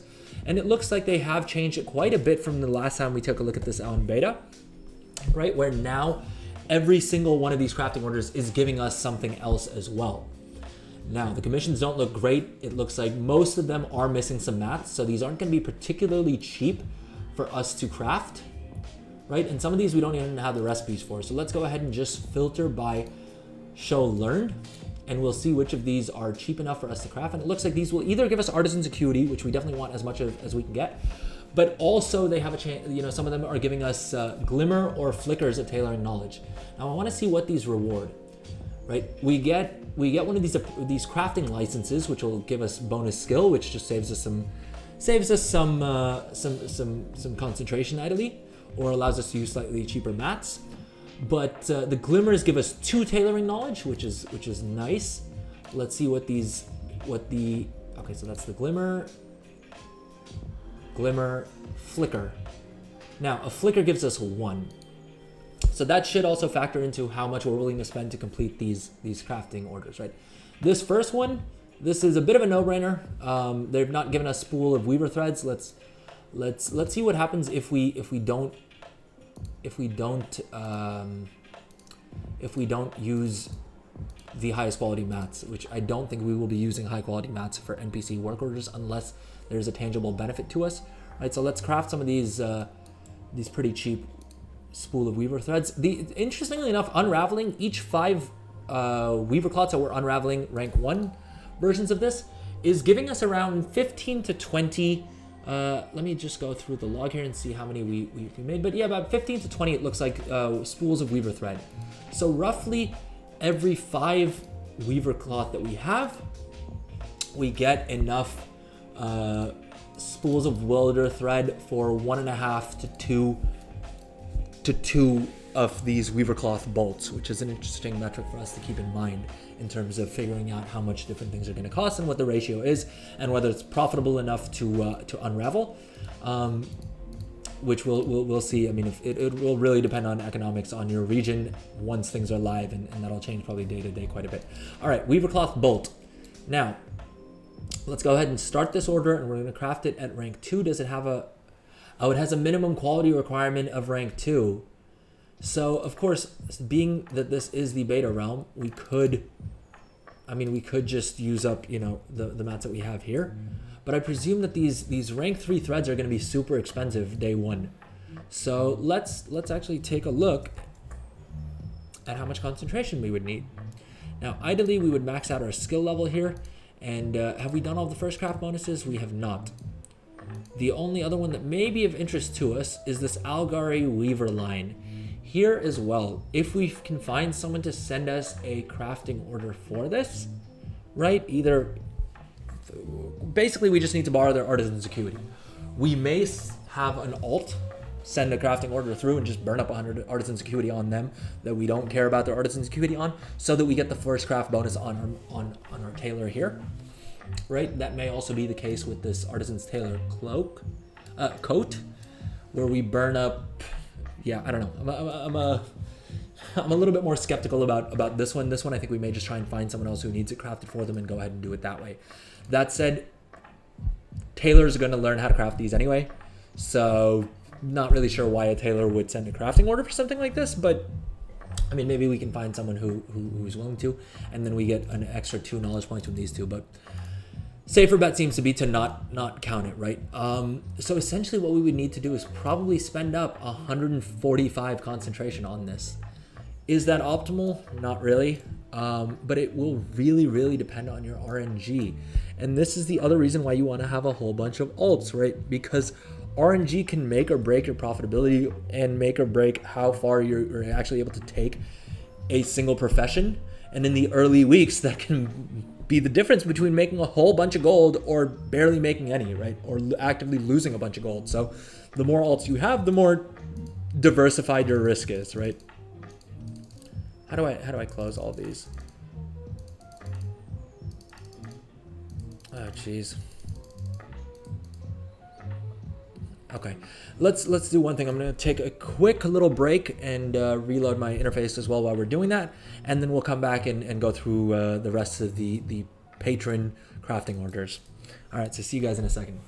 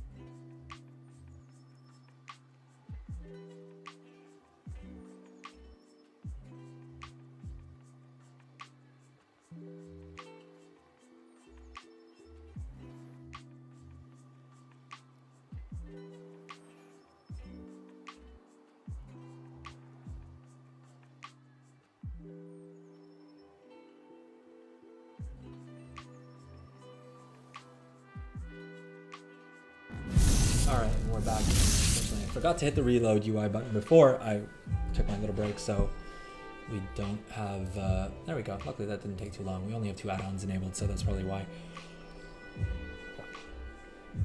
All right, so welcome back to the stream. If you are watching live, let me know what's up. Drop a message in chat. Let's get interactive here.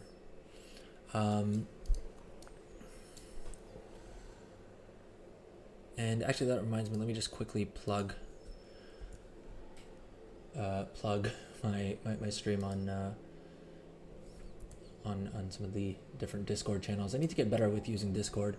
I'm actually thinking of setting up a Discord. What do you call it? A Discord? Is it? This is how little I use Discord. I'm not even sure what you call one of these things, but I'm thinking of setting up a Discord just so that we have like a single place that you know, I can post all this stuff and people can refer back to it a little bit easier. Let me know if you're interested in that in the comments or in the chat, and I'll go ahead and get that created. All right, coming back to what we were doing. So we we're going to do one of these crafting orders, right? We would need to use up concentration. Is there any other point that we can get? Is there any other place that we can get skill from? Because the more skill we have, the less concentration we need to use up. But I think if the trade-off is between using concentration or and getting the knowledge points earlier, right? This is giving us 2 tailoring knowledge, so it's probably going to be, I mean, that's about, what is it, 75 concentration that we used up for 2 knowledge points. Probably not the worst thing, right? Let's go ahead and learn that, because we do want as many knowledge points as we can get, ideally, right? Let's go ahead and unfilter everything we don't have learned yet. These have none of the mats involved. Ideally, we want to do these. We definitely want to do these ones where there is no like crafting quality required, but then that's only rewarding 1, right? The others have a craft quality requirement, and so those are the ones that are giving you 2 skill points. So that's kind of crafty on Blizzard's end. Where do we have our little item here? Now I don't know if I believe the rewards from these actually come into our mailbox. So let's go ahead and hit the mailbox real quick here. I thought there was a mailbox closer by. I think that one's probably our quickest one. Let's hop on over there.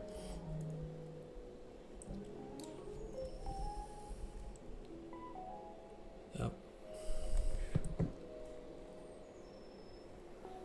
All right, let's see. And so, okay, we got the warbands quest item, whatever. These are the ones we care more about. Let's go ahead and learn that knowledge points. I want to see roughly how many knowledge points we can get from all other sources, and then we know we have about 18 more from the treasures as well, right? Which we will fly around and grab them on our on the leveling realm. It's handy that we have dragon flying enabled right from the jump, or skywriting, I guess it's called now.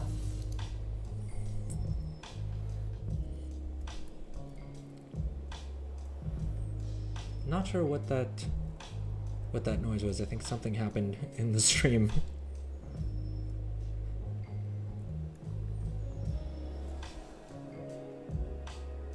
Did we get a new follow? Was that what happened? Let me check my. Oh, we got a new follower, I think. Oh, thank you so much for the follow. I don't know why Restream isn't letting me know that we got a new follower. It's kind of weird. Let's swap into creator mode and see if, or maybe not. I see 54 followers, but I don't see anyone new. I don't see anyone new following here. Doesn't look like anyone new followed us, but it's. Oh no, sorry, someone did just follow us. Oh, thank you so much. I really, really appreciate that. Thank you so much for the follow. It means a lot to me. I don't know why Restream didn't let me know that that we had a new follower, but it is what it is. Probably need to figure out why that happened. I'll figure it out off stream. Thank you so much for the follow. Really, really do appreciate it. If you are watching live, well, presumably if you just dropped a follow, you are watching live.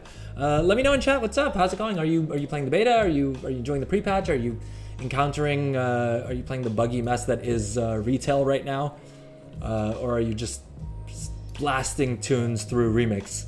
Heck, maybe you're playing classic.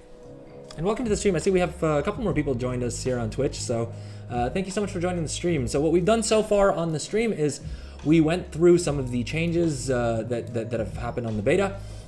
We basically got, the goal of this stream is to figure out, you know, I've leveled around 30. I plan on having at least about 40 level 70s that we take into the War Within, which is fine and dandy, but I need to figure out how much investment it's actually going to take for each of these characters to get to the point that they're actually making me gold. Right, and so far we've looked at tailoring from the perspective of how long it would take to get tailoring set up on an alt, and just from the vendor alone, we've already spent about 10,000 gold, right, on just the vendor mats, on learning the recipes and stuff like that. Never mind what the actual cost of mats are going to be. The other thing that we found interesting was that actually you'll start off leveling tailoring by just unraveling. But a concerning thing that we figured out is that actually on the beta, it seems that all of the cloth in the sort of flavor text says that it will only be sourced by tailors, which is a massive change, right? In previous expansions, cloth dropped for all players, and then tailors had a buff that got allowed them to see more cloth drop for them, which sort of worked pretty well. If this change works the way that it seems to, in the War Within, the only people who will be able to gather cloth are actually tailors, which means cloth prices are probably going to be a lot more expensive. Already we know that the bolts, right, the basic weaver cloth bolts itself, use around 66 gold worth of vendor mats alone for each bolt, right? Which means probably the price floor on a weaver cloth bolt is going to be around 100 gold, right? In order to get to skill level 25, we've got to craft 50 of them. That's going to be a significant chunk of gold that it's going to cost you just to get to 25 and unlock specializations, which will allow you to unlock the tailoring cloth cooldown, right? At least 10 cooldowns. Now, if we want to get all of our first craft bonuses as well, except for the ones that cost artisan's acuity, which will give us about 23 knowledge points, we will need to craft a lot more, almost 25 to 30 of these exquisite bolts, right? I love that I said these exquisite bolts without showing it on screen. These exquisite bolts here, we'll need to craft around 25 to 30 of them to get this to 45 skill level. And then, the first craft bonuses in crafting one of each of these equipments and these polishing cloths and all that will push us to about 51, right? At this point, we don't have any other first craft bonuses left, other than ones that cost artisan's acuity or are in fact the actual cooldown cloth, which I don't want to do just yet. The Duskweave bolt isn't going to give us any more skill points in any case. Yeah, so for characters that you are planning on taking to 50 skill level, right, you are planning on investing a little bit more into, I would recommend actually going into Textile Treasures first, unlock this main node, and unlock this Less is More node. The Less is More node is basically all multi-craft, right? And for tailoring, especially for the bolt crafting, having this at skill level 25 is going to be great, because then the 25 to 30 exquisite bolts that you need to craft to get to level 45 or 50, you will already have a buffed up multi-craft, right? Multi-craft will give you 25% additional goods when crafting tailoring patterns. So even when you're crafting the bolts to level up, if your multi-craft does proc, you will get 25% more of the crafted reagent. Give me just 1 second, please. Needed to fix my air conditioner there. I can never seem to get it to a temperature that I'm actually happy with. All right. So that was a little bit of a catch up. If you're watching live, let me know in chat if that was clear, if you have any other questions. Yeah, if not, let me know in the comments, and I'll be happy to cover it either on my next stream or if the topic takes more time, I'll be more than happy to put together a video about it. All right, so we need 10 of these exquisite weaver cloth bolts. I ideally want to see, well, it doesn't really matter here because this doesn't have a crafting quality requirement. So let's go ahead and just craft these at whatever, because it doesn't really matter. I'm more interested in what quality mats we need to guarantee the quality requirements that some of the other crafts are asking us for.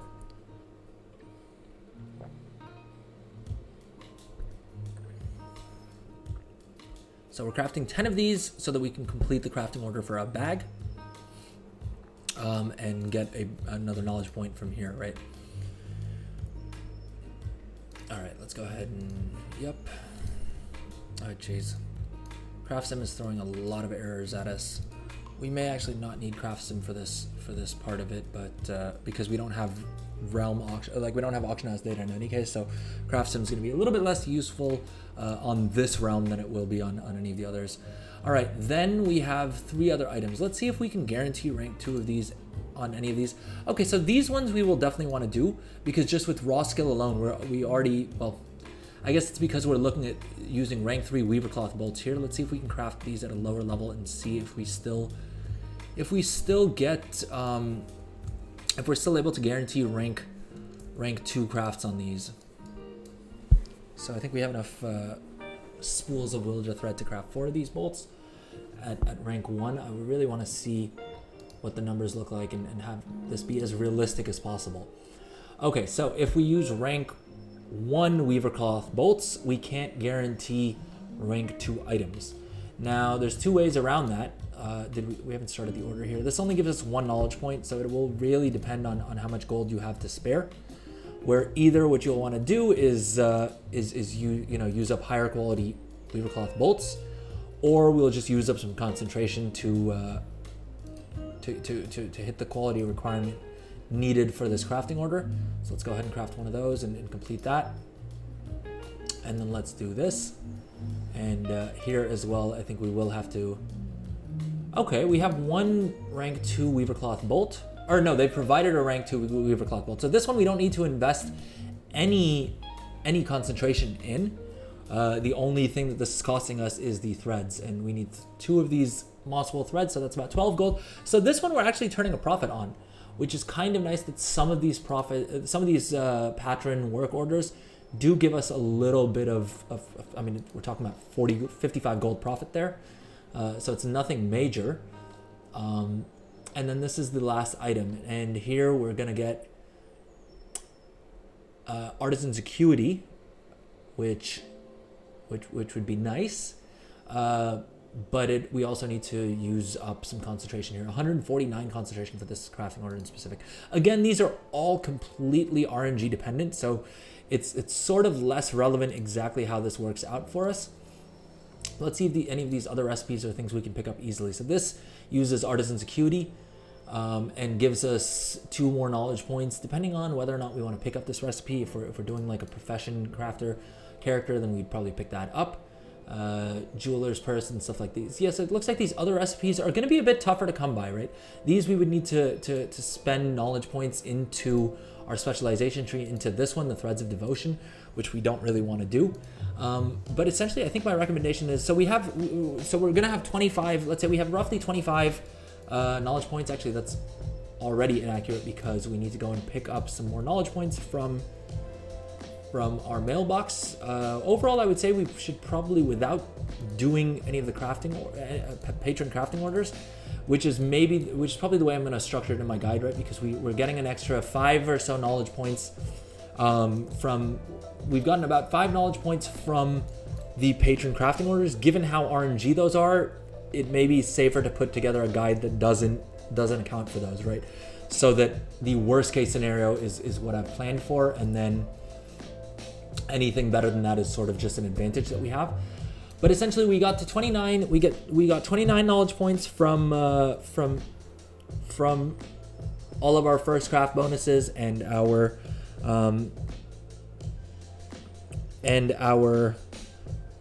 crafting orders. We'll get another 18 knowledge points from. Sorry, just one second. I'm just jotting this down.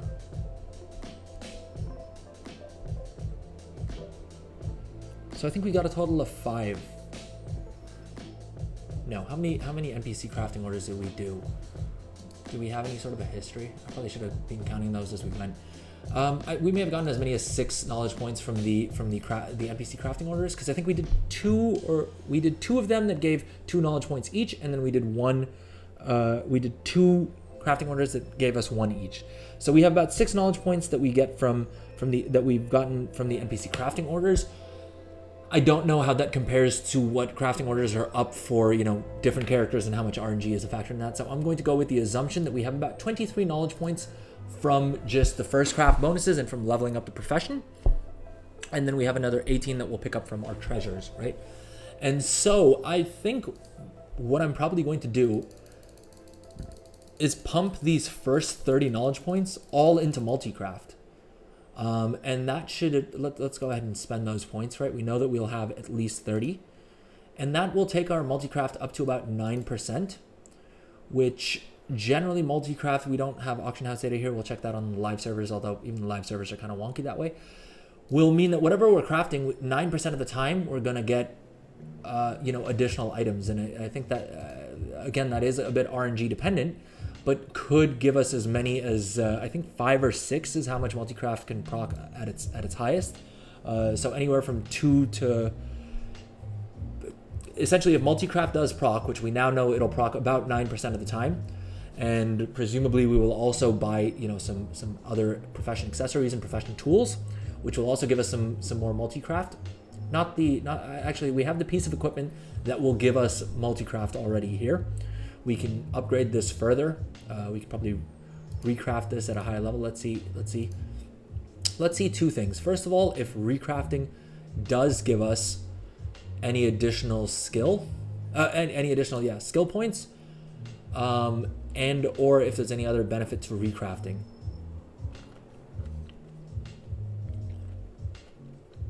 Okay, it looks like it only costs 1 storm cess. We don't use up artisan security here, but it's going to craft it at the same level. We would need to spend 87 concentration in order to get it to rank 3, which will give us 3 additional multi-craft. Probably not worth it. Yeah, I'm going to assume not worth it there. After we've put 30 points into this, so we were at 23, we were at 29, and we've spent 30 points. So now we have 17 left that we would get from the treasures. Those 17 points, I think the best use of them are going to be, if we're going for this cloth cooldown build, is going to be to put 15 points into this, into Duskweave tailoring, so that we unlock the Duskweaving sub-specialization, right? So let's go ahead and do that. And then not only will we learn the Gloves of the Woven Dusk pattern, which is, you can take or leave, but we've also unlocked another 10 cooldowns for the Duskweave Bolt, which is great, right? So if we decide that we want to have alts to just pump out Duskweave Bolts, the thing we're gonna want them to do is get to this point as quickly as possible, right? And 984, what is that? 984, we had 17 points. We had 17 points, we spent up 15 of them, and then we have 2 more points. Now those 2 additional points will sort of depend on how you're playing. If you are going to be playing this character actively, then I think it's not the worst idea to go into textile treasure so that you loot more cloth, right? And we said that this, which was it? Was it? Yeah. So this already, just by unlocking textile treasures, right? We have the chance for humanoids to drop full weaver cloth bolts and not just weaver cloth that we can unravel. So that's already a good start, right? But if we can increase our drop percentage of cloth, and we are going to be actively leveling this character, that's probably not a bad idea, so that we pick up more cloth as we go, right? And tailoring is an interesting crafting profession in that it also doubles as a gathering profession where you gather your own materials. No other profession that I can think of works like that other than enchanting, right? Enchanting and tailoring are the only 2 that sort of function that way, which is why it sort of makes sense that a lot of people usually pair them together. And it may not be the worst idea for characters you plan on playing to pair them with enchanting. But overall, I mean, the other 2 knowledge points that we get, I'm not going to bother spending them right now because I want to see. I think it's a safer assumption. I think it's safer to assume rather that you'll only get about 4 knowledge points from your patron crafting orders, right? It is heavily RNG dependent, and so that'll vary a lot. But as an initial alt build, without spending too much time on an alt, you'll just fly around and pick up the treasures, and you'll be able to get to this point, at which point they can already start churning out gold with their Duskweave Bolt cooldowns. Now, the thing to note here is that, of course, at this point, it's still very expensive, concentration-wise, in order to guarantee a rank 3 of this. And that's despite the fact that because we're on the beta realm here, we're using rank 3 spools of Dusk Thread. I don't know if the NPC has rank 1 spell threads or Duskweave threads. Okay, we do have spool of Dusk Threads here. Now these, I believe, in order to have them drop, we do need to have a specialization into this, right? Does it say that here? Yeah, Duskweave scraps from humanoids. So we also need to have points into this in order to even loot the Duskweave threads at all, right? In order to make our Duskweave bolts. Let's assume that they're going to drop at tier 1, right, is the safest bet for us here. And we need a total of 30 times 20, so we need 60 of these, right? Although we only have 10 of our crafts available. But ideally, we want to get to this point as quickly as possible on these characters as well, so that these charges start building back up, right? It's going to take 12 hours until we get our next one back, and then gradually we'll unlock more and more, like more of them will become available to us as we continue to play. We need exquisite weaver cloth bolts as well. Can we buy Can we buy quality 1 enchanting materials?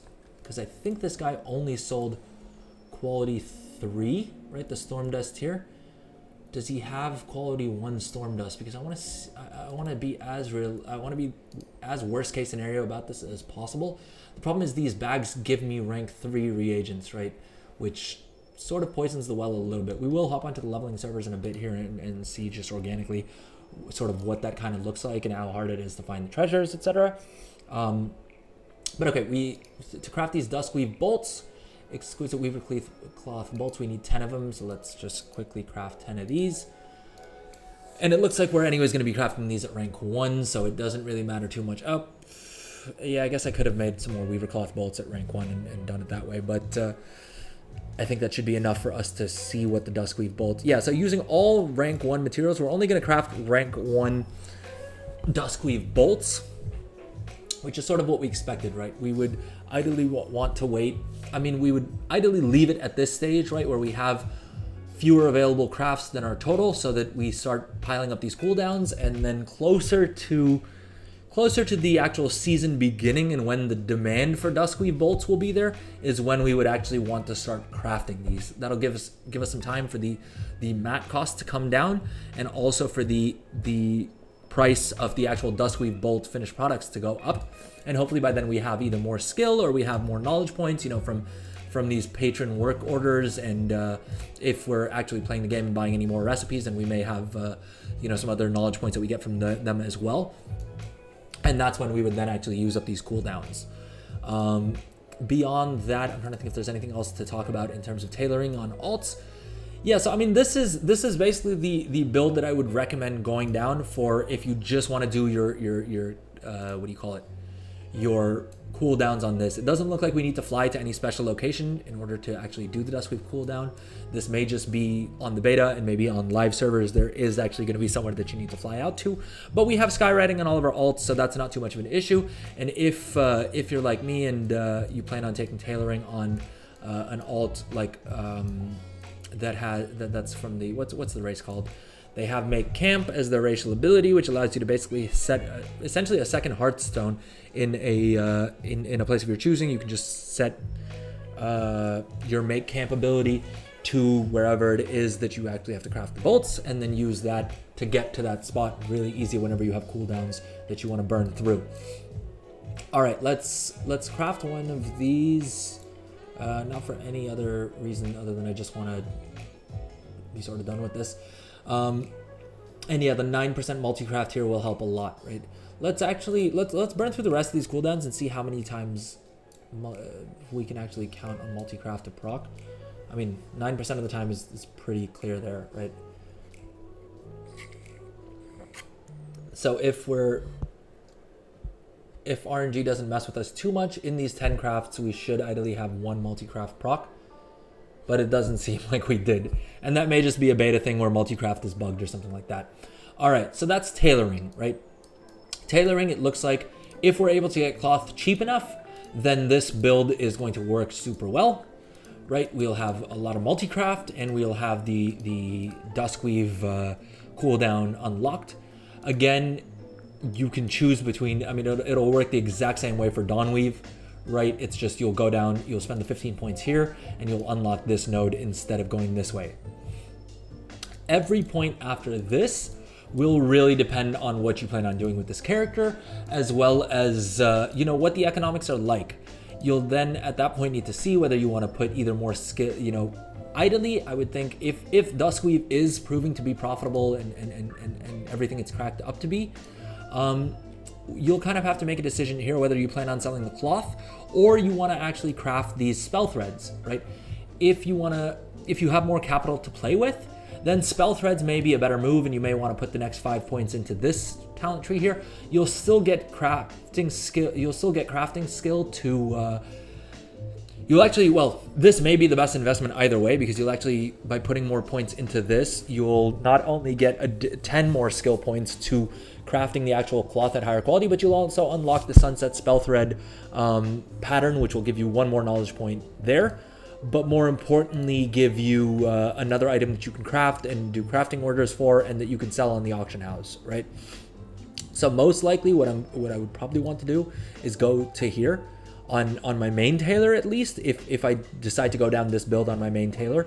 Or yeah, I mean, I think my main tailor will probably go the gear route just because I'm going to be playing them the most, or realistically may even go down the textile treasures path and try and increase the amount of cloth that we're farming up. But we'll see about that. That will really depend. I still haven't figured out my entire game plan. If you're interested in seeing that, let me know, and I will be happy to let me know in the chat or in the comments, and I'll be happy to do a little bit of a video on what my plans are. I'm yet to figure them out myself, to be honest. That's why I haven't really done too much content about that. But this time on the beta is definitely helping me sort of figure that out. In any case, we would then want to unlock the Sunset Spell Thread, and we'd craft those, throw them on the auction house, potentially buy Duskweave off of others, or use the Duskweave that we're crafting on our Duskweave alts and use them on that character to craft these spell threads and sell the spell threads, right? We may be able to squeeze out more profit by doing that. Now, it looks like this tree is pretty rewarding in that the first 5 points actually give you 10 skill, and then the second 5 points also give you another 10 skill beyond when you've unlocked the last sub-specialization. But otherwise, you'd probably, if you were just doing this for pure bolt crafting, then you may just want to invest points into this tree. The tree itself gives you skill for the bolts, right? So that's great. It will also give you more multi-craft, which is also great, right? We want as much multi-craft as we can get. You'll unlock the sunset bracers, which cool, right? They're literally called the cool sunset bracers, and my reaction to that is cool. But most importantly, we want to then get to this node as quickly as possible so that we get 10 more charges on our cloth cooldown, right?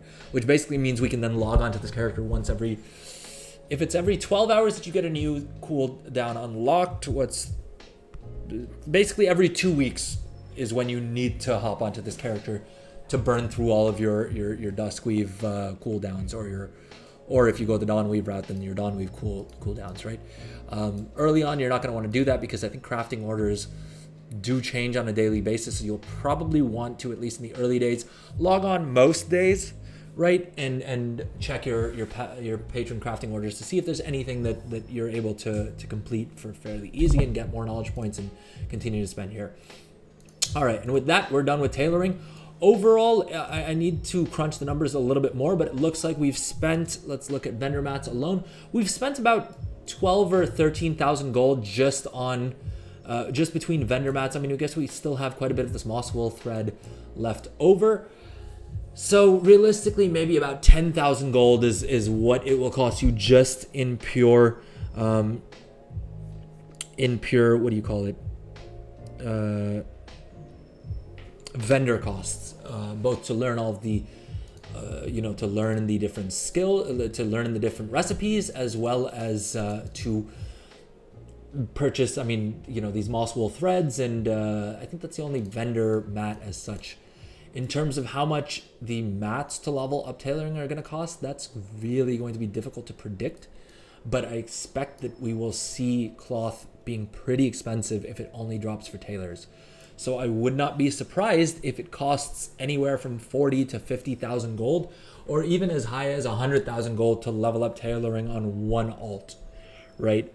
At least in the early couple of days. It really depends what content is available to us during the early access period, and it really also does depend on a bunch of different things. How many people are running tailors, how many people are doing 2x4 farms, how many people are, what the drop rates for cloth on tailors is like, if it's more than enough to carry the entire supply. If the drop rates are sort of the same now for tailors as it was for everyone else before, cloth prices are going to skyrocket, right? Cloth is going to be very expensive. But overall, I would say budget at least 50 to 100,000 gold if you want to get tailoring to skill level about 50, and to push things as much as you can on day one.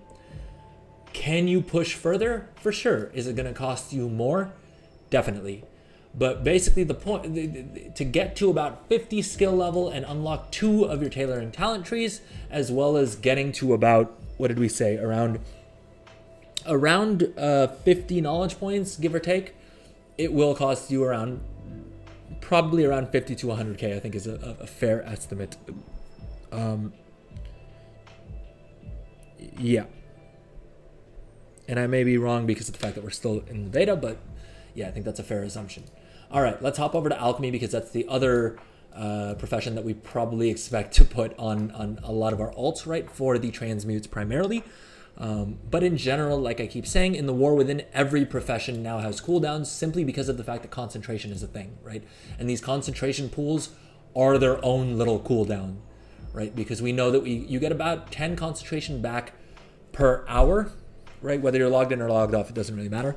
But that basically means that it'll take about 100 hours in order for you to completely regen all of your concentration for a given trade skill. That works out to roughly, what is it? Around 4 days. Every 4 days you will need to log on to these alts and burn through their concentration.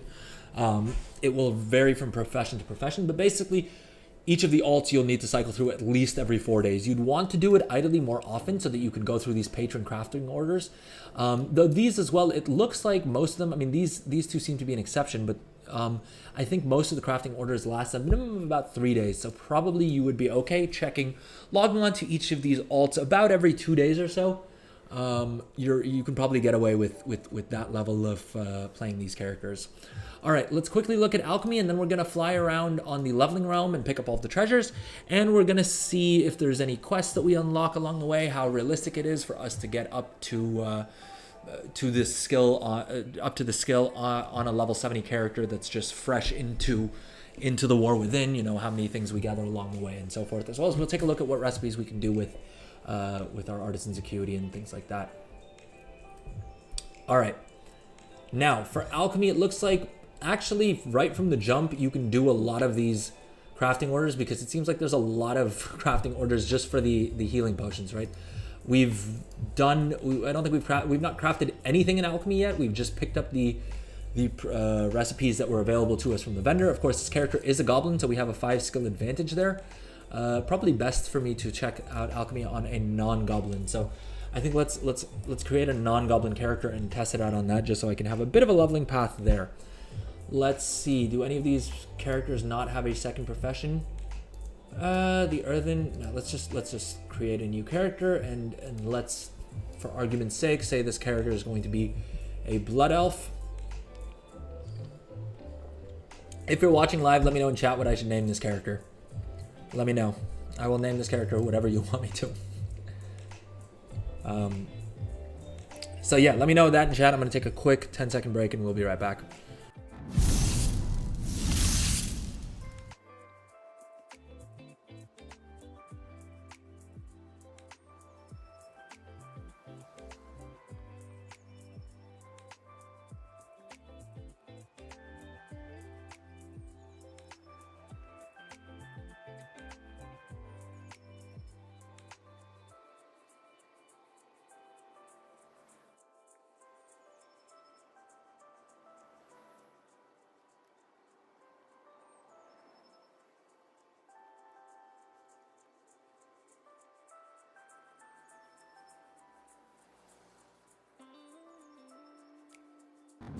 All right, and we're back. And I may have, for our future streams, I may actually work on a bit of an intermission screen, so that you guys can still see what I'm doing, if I'm doing stuff while we're on a quick little break like that.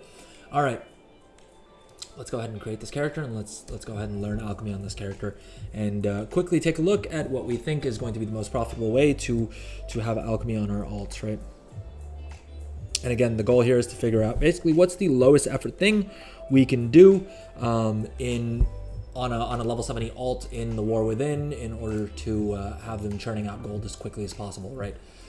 Ideally, if possible, we would want to do this during early access, but Blizzard hasn't really told us what we're getting in terms of early access, what we will have access to, whether or not we'll have access to professions or not. I think it would be strange if they didn't give us access to professions. I think that quite a few people who, including me, who have bought early access would be pretty annoyed by that. But they're keeping very quiet on what early access actually means which in an MMO, I mean, I think is always going to be a bit dubious and contentious, right? All right, so we've gone ahead and learned alchemy. Let's add that to our toolbar, and let's pick up the different items that we need from our professor instructor, I guess it's called. Pentagold prism. Where's general goods is fine and dandy, but we need the alchemy goods satchel. There we go. All right, and let's go ahead and open that, and that'll give us some mats to start off with. I don't like that they give us rank 3 mats. I will try and see if I can buy rank 1 herbs just so we can make this as realistic as possible, right? Actually, maybe I shouldn't have. Let's you know what? Let's sell all of these to the vendor, and let's literally just use rank 3 mats that we pick up off of the same vendor. Because realistically, I mean, I think that's the most realistic picture we can have to how it's going to be on live, because the leveling realms don't have a vendor like this that you can just buy mats off of, and the auction house prices are kind of crazy. It doesn't really matter because you can copy over your characters, and so I can very easily take my 30 million gold onto the leveling realm, and we can test things out there, which we will do next. I just wanted to go through the alchemy talent trees. So if you're just joining the stream, or if you need a brief reminder, essentially what we've done so far is we created an alt and just took them through the tailoring. We were able to get them to about 51 skill level with about 50 knowledge points, and we looked through the different talent trees to figure out where we could, what sort of build I expect I will take most of my alts through on live servers, right? Most of these level 70s that I've been leveling up through Remix are going to probably, anyone that I don't know what to put on them is going to get tailoring and is probably going to get alchemy, but we'll play around with this a bit to see exactly how that works out. And a lot of those decisions I will probably make once, we actually have the War Within servers live, once the economy's been going for a couple of days, and it's easier to sort of tell where market trends are kind of going. All right. Now, I'm actually going to go ahead and deposit some of this gold into Warband Bank because I want to see roughly how much we spend at the vendor in leveling up alchemy the same way that we did for tailoring. Let's see here. We come over to the Warband Bank and we can deposit cash here. Let's deposit everything over 10,000 gold just so that we have a very accurate picture of what these costs are. Of course, it's still beta, and so presumably a lot of these prices and things may still shift around a little bit, but I don't think it'll be I don't think something that costs 10,000 gold is going to become 1,000 gold. It may happen, the numbers may vary a little bit, but I don't think it'll be anything like that extreme.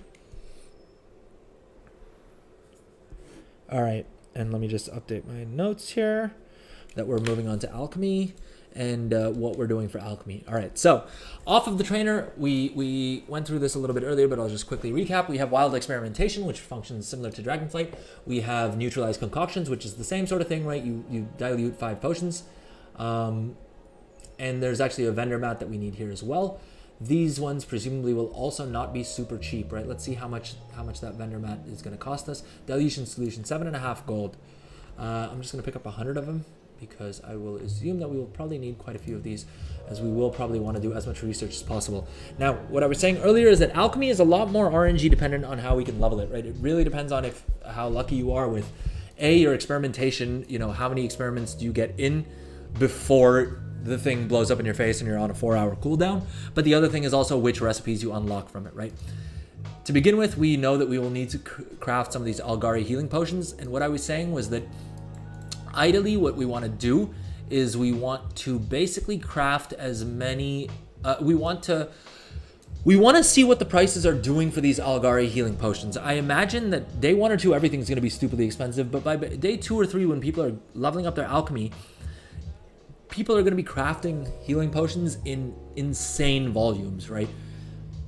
A lot of people are going to try and sell them on that day. Do not do that. If you can afford to, hold on to them and wait until the season actually goes live, because that's when the actual demand for these items is going to show up, right? Once the season is live, that's when people actually are going to need this. So supply is going to be very heavy early on and demand is going to be very low. But by week 2, week 3 of the season, demand is going to be much higher and supply will presumably be not a lot lower, but significantly lower, because most people would have already leveled their alchemy past the point at which they need to do this. So depending on how cheap these are, we may just want to pick these up off of the auction house. But otherwise we will, hold on to them. If you're not reclaiming a whole bunch of them, hold on to them. And these items as well, for all of the vendor mats, what you're going to want to do is, first things first, get a goblin character. Even if you play Alliance, get a goblin character, get them over to Dornagal and pick up like 100 or 1,000 of them, depending on what your budget is, right? The reason you want to do it on a goblin is because goblins get the lowest price for all vendor mats. And then just dump them in your war bank, right? And all of your characters have access to them and you've bought them at that lower expense. Now, the discount, I believe, is something around the order of like 20%, which may not sound like much, right? A gilded vial going from 2 gold to 1 gold 80 silver, or 1 gold 60 silver, doesn't sound like, right? You're only saving 40 silver per craft, is like per purchase. Does it make a big deal? Not really, but trust me, when you're crafting in bulk, every little bit helps, right? So 40% on 20% on one item isn't going to be that much, but if you're buying 1,000 of these, that's, what is it? That's 40 gold. So okay, still doesn't sound like too much, but trust me, that adds up quick, and you'll thank me later for the gold that you save by doing so. All right, now Myco Bloom. We will need 6 Myco Bloom for each of these crafts. I want to get an understanding of roughly how many herbs we need in case we decide to farm these herbs ourselves. And I am planning on, actually, as a change, taking herbalism and mining on one of my Drakthir evokers, and flying around and herbing in the first couple days. I will decide whether I think it's more economically beneficial to sell those herbs on the auction house. I presume not. I'm probably just going to need them for my own consumption. Yeah, I do want to have a rough estimate of roughly how many of each of these mats we need, if in case we do decide to farm them for ourselves. So let's go ahead and craft a couple of these. It looks like at 5 skill points, we learned a new recipe. So let's see what that was. Bubbling Myco Bloom Culture. I think that's a finishing reagent, and we will want to craft it for the first craft bonus. But I think we'll probably have to craft so many of these Algari healing potions in any case that we can probably just go ahead and craft as many of these until this stops giving us skill points, and that's when we actually start to care. But early on, if Myco Bloom is super difficult to come by or super expensive, or for whatever reason you can't get your hands on Myco Bloom, then you can probably start neutralizing concoctions. If you're able to buy the Algari healing potions super cheap, do that instead and just use neutralized concoctions in order to level up your alchemy. So interestingly enough, it looks like we've gotten to about 25 skill points just on Algari healing potions. Now we used up 100 Myco Bloom, which may take a decent bit to farm up, right? Let's pick up another 20, and let's see if 120 Myco Bloom are enough for us to get all the way to skill level 25 here and unlock our first specialization. Because it may just be the case that we can just craft a whole bunch of these healing potions and not even have to bother too much with experimentation, if all we're trying to do is transmutes. All right, and we need more gilded vials as well. So let's pick up another 60 of these. All right, let's see roughly how many it takes us. Of course, this is RNG dependent, so it can vary, and having profession equipment will also help you a little bit here. There we go. Okay, so 25 skill we have reached, and how many of these did we craft? We crafted 120 of them, so that's what? 120 divided by 5. 120 divided by 5. About 24 crafts. So I'm gonna say about 25 crafts of the Algari healing potion, maybe 30 to be on the safe side.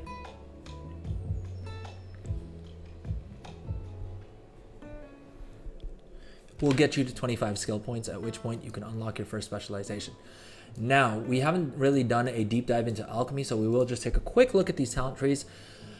Alchemical mastery, your ability to experiment. Let's look at reduce the risks and expenses with the benefits of experimenting. Okay, improved chance to discover new formula, create reagents, increase skill, ingenuity. So this looks like the overall alchemy tree, right? Like this just makes you better at being an alchemist, which sort of makes sense given that it's called alchemical mastery. By learning the specialization, we get 3 bonus skill. Makes sense, right? And we learn the first sub-specialization at 5 points in, but it's not like we get any of these straight off the jump, right? It looks like each of these talent trees increases the chance to discover recipes that use this herb. If all of its recipes are known, instead gain +1 maximum potion yield when experimenting with Mycobloom. Okay, so this is kind of interesting.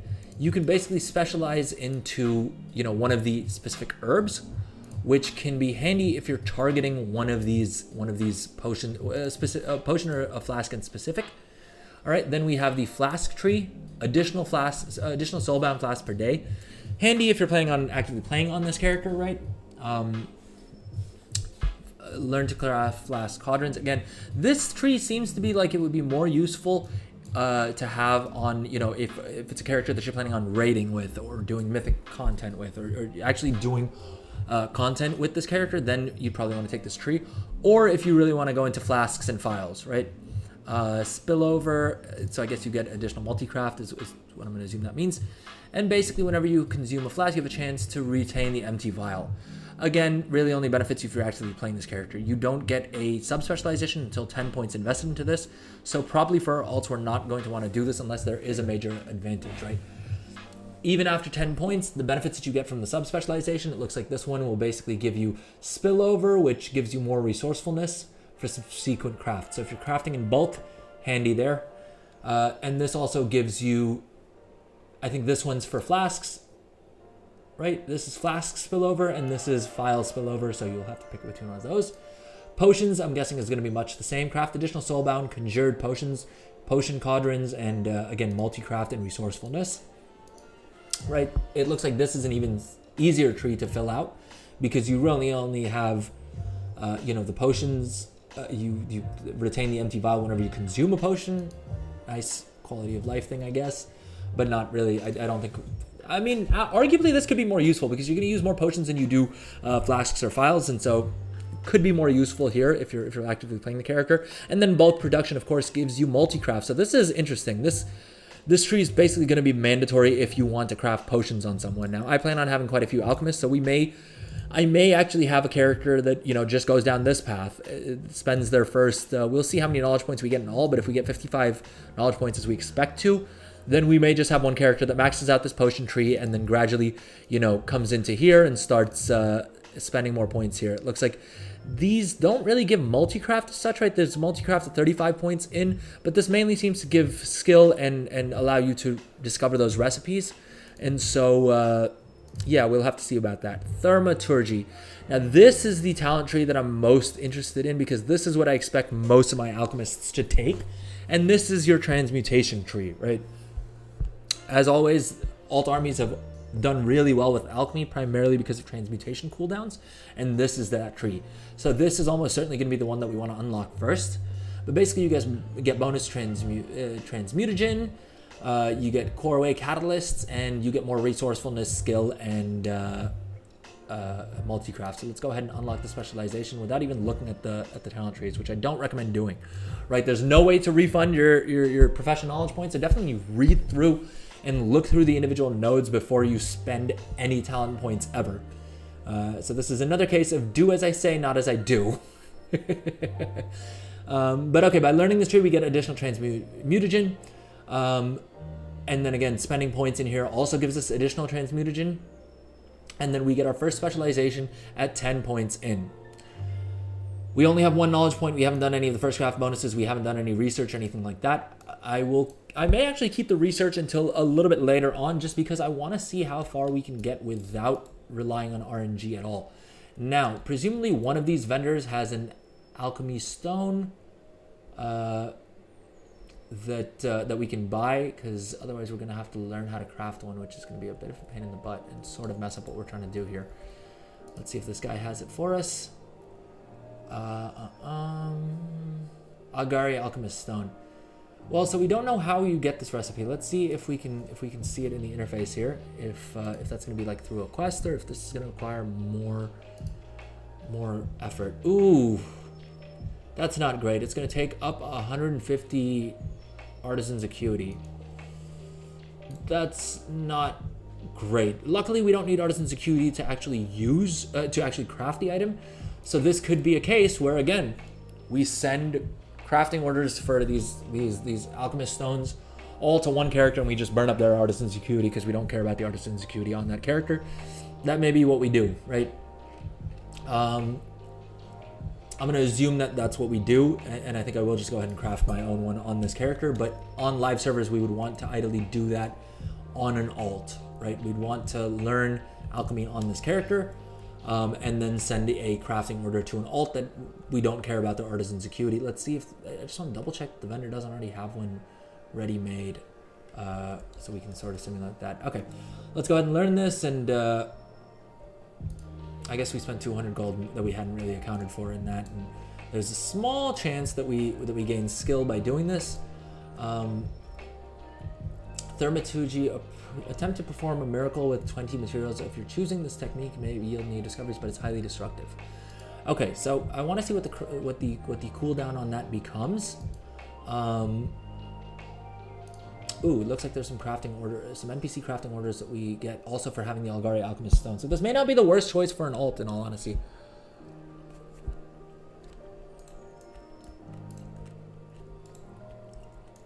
That's it. I want to see what skill level we actually need to learn this. It doesn't seem to mention. Okay, 20 alchemy, which we know we can get off of the vendor itself just with the healing potions alone.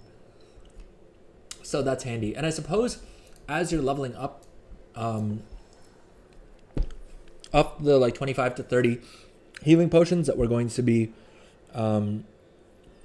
leveling, crafting to level, you could arguably do them through these crafting orders as well if you either have better quality mats or you're willing to burn some concentration to hit the quality level for this, and then you'll get some additional artisan's acuity as well as some knowledge points. I think some of these give a knowledge point. Yep, an additional knowledge point as well. So not a terrible idea there.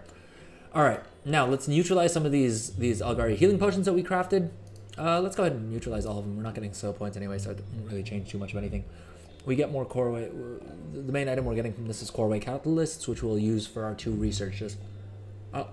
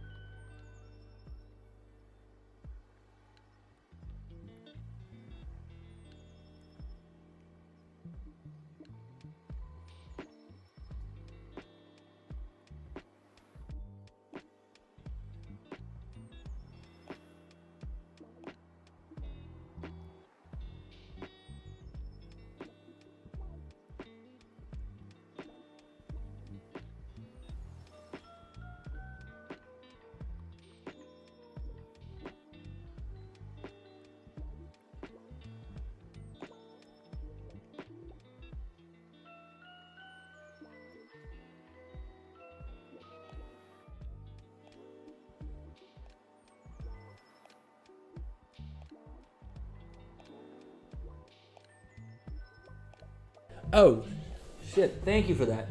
Welcome back, Seekjet. How's it going?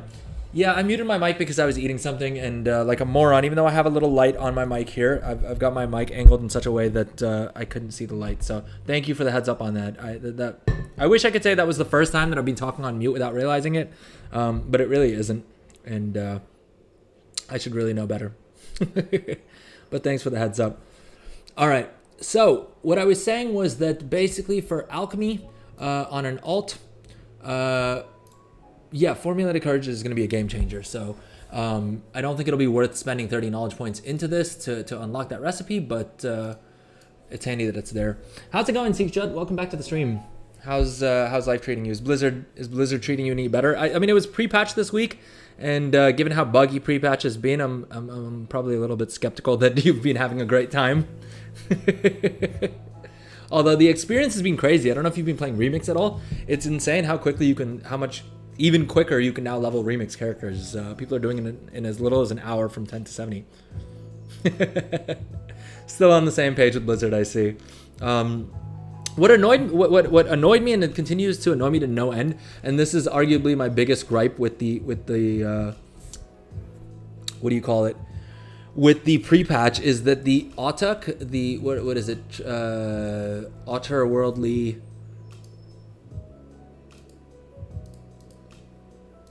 This one, the mount that you get for having 500 mounts doesn't have skywriting enabled, which just seems like a humongous slap in the face, right? We unlocked this mount on stream like a week or two ago, and yeah, for some reason it only has steady flying, which is the dumbest thing I've ever heard of. I don't know if they don't have the animations in game for it yet or what, but they need to get on that, because it's ridiculous that amount that you get in reward for collecting 500 mounts doesn't have skywriting on it. Okay, so you're saying that in Remix you've just been farming the weapon mods. Ooh, that does not sound like a fun grind at all. I kind of gave up on that. My hope is, my biggest hope is that in Remix, prior to Remix ending, actually just today they hotfix nerfed the heroic and mythic raids. So I'm glad that I waited to do mythic Siege of Orgrimmar on my main to get the title, but they actually nerfed it a whole bunch, and there's rumors that they've also nerfed the like eye level scaling, where Blizzard did this super weird thing where bosses would scale with your eye level, and I don't get why it would ever work that way. They're basically punishing you by making a boss harder the higher your eye level is, which is completely backwards, right? Like the whole reason you farm eye level is so that things become easier, but supposedly they've disabled that as well. So if you are trying to farm any of the heroic or mythic raids, you'll have an easier time. But are you literally trying to get every single weapon mog? Because that is an insane endeavor. Just this week, actually, I bought every single thing I can buy with bronze. The only things I have left are there's a couple of heirlooms which I don't really care about, but just the completionist in me wants to grab them, and I bought everything except for the items that need the Tusk of Manaroth. I need to do a couple more heroic and mythic Siege of Orgrimmar runs to farm up a couple more of those tusks, which I'll probably do off stream. I don't think it's super exciting. Luffer is the worst part. What's Luffer? I feel like you said Luffer last time as well. Oh, LFR. My bad. Okay. All right, I'm going to chalk that up to me being dumb. LFR. Yeah, LFR is a nightmare on Remix. The rewards are so weak, and I don't know why, but most of the groups kind of suck. Though I think probably your best bet then for LFR is just maxing out your gear on one character and then carrying the entire LFR raid yourself is probably your best bet if you're trying to farm LFR a whole bunch. Though I'm guessing that's what you're already doing. I doubt you need me to tell you that.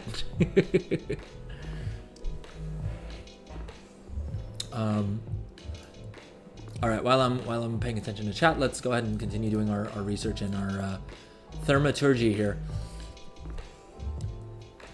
Oh damn! How many remix tunes did you max out your gear on? That is hardcore as heck. Oh, fair enough. I guess if you're okay. Yeah, it makes sense. I guess if you're trying to farm up appearances, yeah, you don't need more than 4, but that's still wild. And I guess if you are farming a bunch of content, you would have more than enough bronze to buy all of the like vendor items, as well as upgrade your gears to max, like upgrade your characters' gear to max. So that kind of makes sense, I guess. But I actually did it on stream, upgrading my gear to max character, and I realized how freaking boring it was, because you just got to go item by item. Yeah. Well, I mean, selfishly and for my sake and for the sake of everyone else who hasn't spent as much time farming weapon mogs, I don't know how much you're gonna like this seek, but I really hope that like closer to the end of Remix they just add arsenals to the vendor, and we can buy the weapon appearances that way. I feel like you're not gonna like that change though. I feel like you would be pretty against that change, and I can't fault you for that. Would you be super pissed if they did that, or would you still? Okay, seems like you're saying you're all for it. So. Yeah, it's the dumbest thing that they chose to do, right? The whole premise of Remix was like, oh, all of these like RNG dependent like mounts and toys and pets and stuff like that you know you weren't able to get during original MOP or since then, because you've just had terrible luck with RNG, especially with like the Tusk of Manaroth, right? The fact that they put that on a vendor is wild in and of itself. Never mind like the Hualon mount and like the other like super low drop rate mounts that they put up and stuff like that, and the transmog and everything. They give you all of that. You can just buy that off the vendor with not that much effort, right? If there was like Tusk of Manaroth, if you get one character to level 70, you could fairly easily pick up the Tusk of Manaroth off the vendor in like a couple of days of running through heroic raids that are pretty faithful in any case. But then they made all the weapons RNG for some reason. Like it's just the most Blizzard approach to anything, which is like we'll improve things 90% of the way, but then that last 10% we're still gonna completely screw up, right? Like, so I really hope like someone has realized that. I think probably this week. I'm not holding my breath this week, because I think this week everyone's just house on fire, trying to get warband banks to work and fix the other bugs that came out with the patch. But hopefully, a week or two before Remix ends, they just go ahead and add arsenals with all the weapon appearances to a vendor, and I can pick them up that way, because I definitely don't have the patience to farm every different variation of Remix content. I've spent so much time in Remix just leveling alts and max gearing my main, which was actually kind of overrated. I feel like everyone said it was super fun having a 476 Remix main. But in my actual experience, like once I did that, I tried soloing. I mean, we actually did it on stream. I tried soloing like heroic raids, and then I kept wiping to mechanics and Mogushan vaults, and just realized that I wasn't having fun doing it, and so I abandoned heroic Mogushan vault solo. But also, if I just want to feel super overpowered and like super OP in MOP, guess what I do? I just take my level 70 main on retail and go into those same dungeons and face roll everything anyway. Of course, I don't have as much like movement speed and stuff like that, but realistically, I don't feel like the amount of time that it takes to gather enough bronze, if you're just doing it to max out a character, I don't feel like it was worth the amount of effort required. I don't think the output was as good. I guess if you really like having a main that you like do all of the content on and stuff like that, sure, why not? And I suppose for Mythic Siege of Orgrimmar, it'll be handy to have a main that has 476 gear.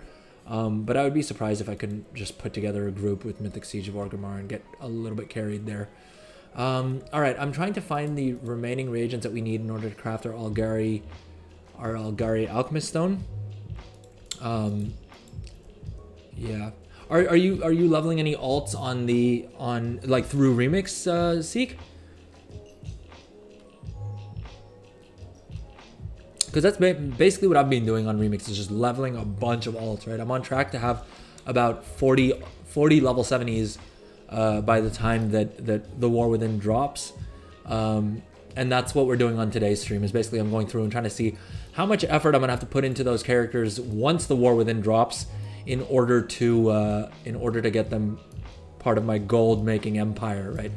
I want to see how much time I'm actually going to have to spend on my alt army to get them to the point that they're making gold. All right, I need to be more structured in this. Inverted prism. Now, where the frick do we get those? It says from the jewel crafters craft them. Bought and sold on the auction house. Well, this auction house is not gonna have anything. Let's see if the master botanist here has the harmonious horticulture. Oh jeez, am I gonna have to like level up jewel crafting on this character just to craft myself an inverted prism? Experienced alchemists can craft the harmonious horticulture. Okay. That doesn't really tell me much of anything. And I don't have a search bar here on these vendors either because I don't have my add-ons, so I can't even just like search for it. Is it one of these other NPCs that has it? Or like, because I can't, presumably to unlock harmonious horticulture, I need to spend 20 points in alchemical mastery. So I could craft this myself, but I don't want to do that because I want to mimic what it's going to be like to go to do this live. I wonder if this, no, that doesn't count as a philosopher's stone, annoyingly. The ultimate gnomish army knife. False marketing, Blizzard. Includes every profession tool? Well, clearly not. Okay. I think this vendor may have what we're looking for. Dust thread lining. No, Jesus. Frickin' Christ. Inverted prism. Oh my god, this is annoying. I don't know if it's any more enjoyable to watch me just cursing out Blizzard, but I feel like Seek would appreciate me bitching about Blizzard. I feel like if anyone will understand it, it'll be you, Seek. Okay, enjoy your little lie down. Thanks for lurking. I appreciate it. And thanks for coming back on the stream, by the way. It's lovely having people rejoin. I think you may be the first actually who's come back to my stream repeatedly. So I'm insanely grateful for that. Thank you so much. Okay, so we have not been able to find either of these freaking items. I may have to literally pick up jewel crafting on this character just to be able to craft myself an alchemist stone, which is harebrained at the very least. Oh, these are embellishment items. Why wouldn't they just put an alchemist stone on this freaking vendor or have it included in the freaking in the alchemy bag? Maybe this general goods bag will have something. They've given us the recipe, but none of the actual items that we need for it. I wonder if the optional reagents bag will have it. Or maybe the jewel crafting goods bag?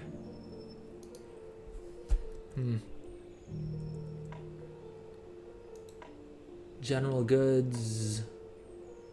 I don't know if we got one from any of these. Let's just open up all these items. Oh, inverted prism. Okay, we got one of them. That's one down. And I guess we are gonna have to like spend freaking our knowledge points to unlock a dang. Why is auto loot not working on this? Oh my god. It's almost like this is a beta or something. This buggy mess is a beta.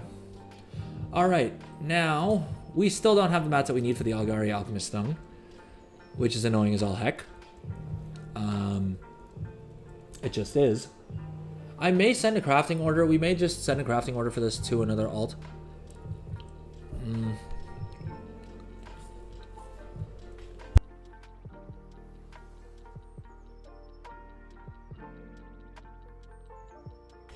Alright, we're gonna send a crafting... Oh, dang it. I don't remember what the name of my alt was.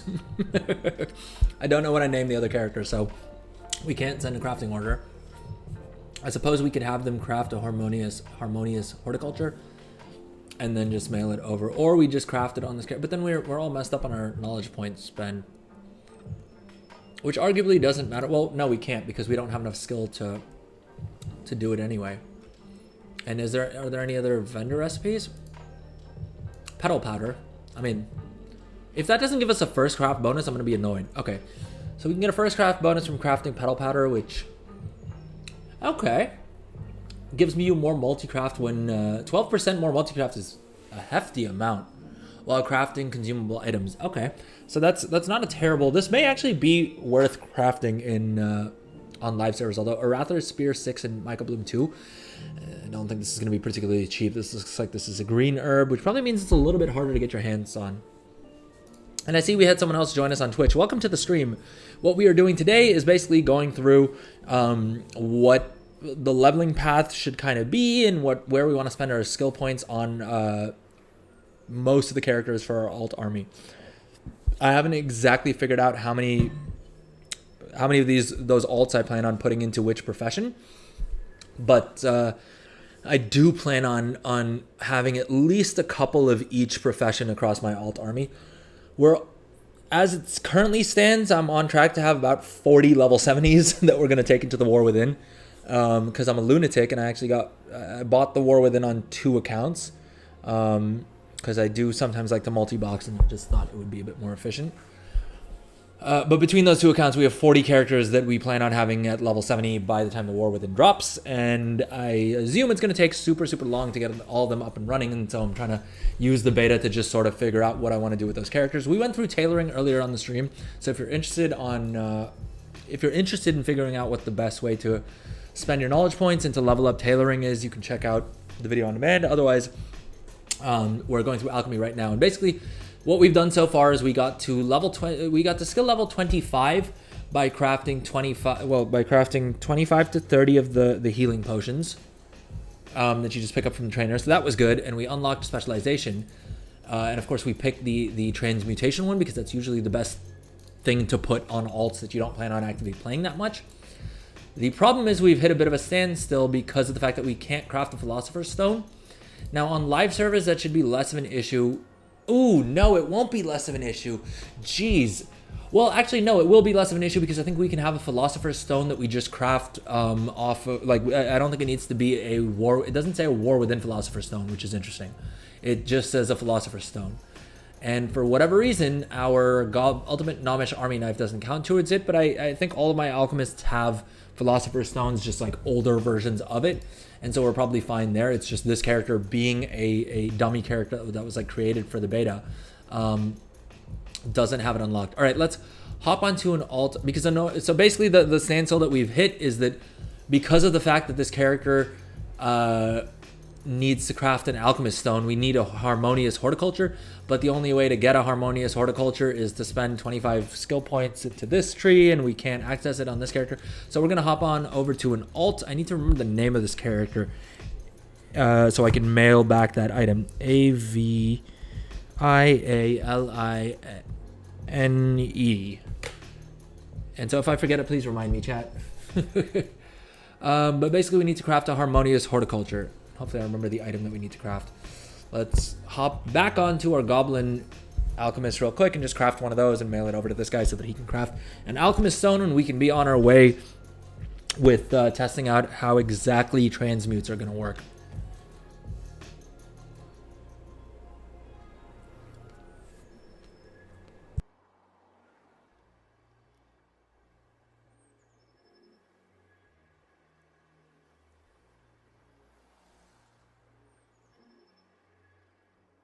All right, so this was the character that we played around with tailoring on, but I didn't want to test out leveling up alchemy on a goblin, as that sort of warps the numbers a little bit. All right, we got to get him to 25 so that he can learn there we go. We unlocked specializations. And then we need to get the knowledge points, but alchemical mastery is where we want to go. And where is it? I think at 20 points in. So we need 20 points. Let's just use this is the crazy, this is the like beta server on which you can just buy mats off of the vendors. And we need the guide to alchemy, which will give us, oh, we have one already? Dang it. Yeah, we do have one already. All right, so that'll give us 1,000 knowledge points, and we will use those to unlock the harmonious horticulture. Yeah, there we go. And then we need to craft one of those harmonious horticulture. And yeah, we want it to craft at rank. We don't really care what rank it crafts at, to be honest. All right, let's go ahead and mail that over to Avelian. I suppose we could, if we really wanted to, we could have just tested it out on this character, but I do want to have like a bit of a realistic understanding of it. So we're going to do this, and then after that we're going to hop onto the leveling realms and see if we can't and fly around and pick up all the treasures and see roughly how long that takes.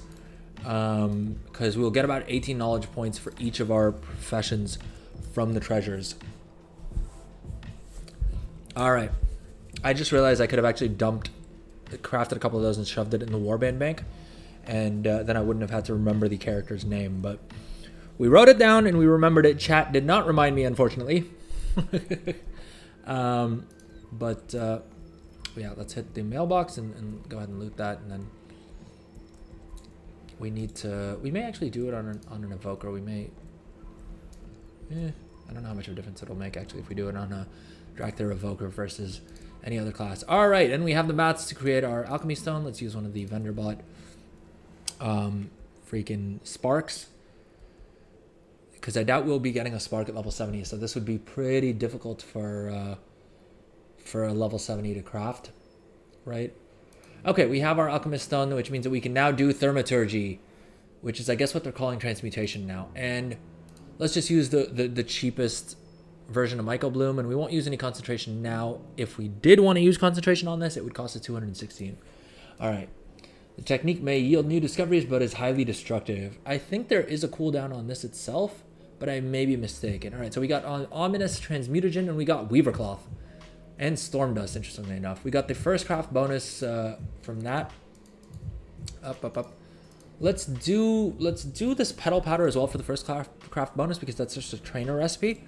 And so we're not really like reliant on RNG for this, which I can't say for the bulk of alchemy, because we are very heavily reliant on RNG outside of this.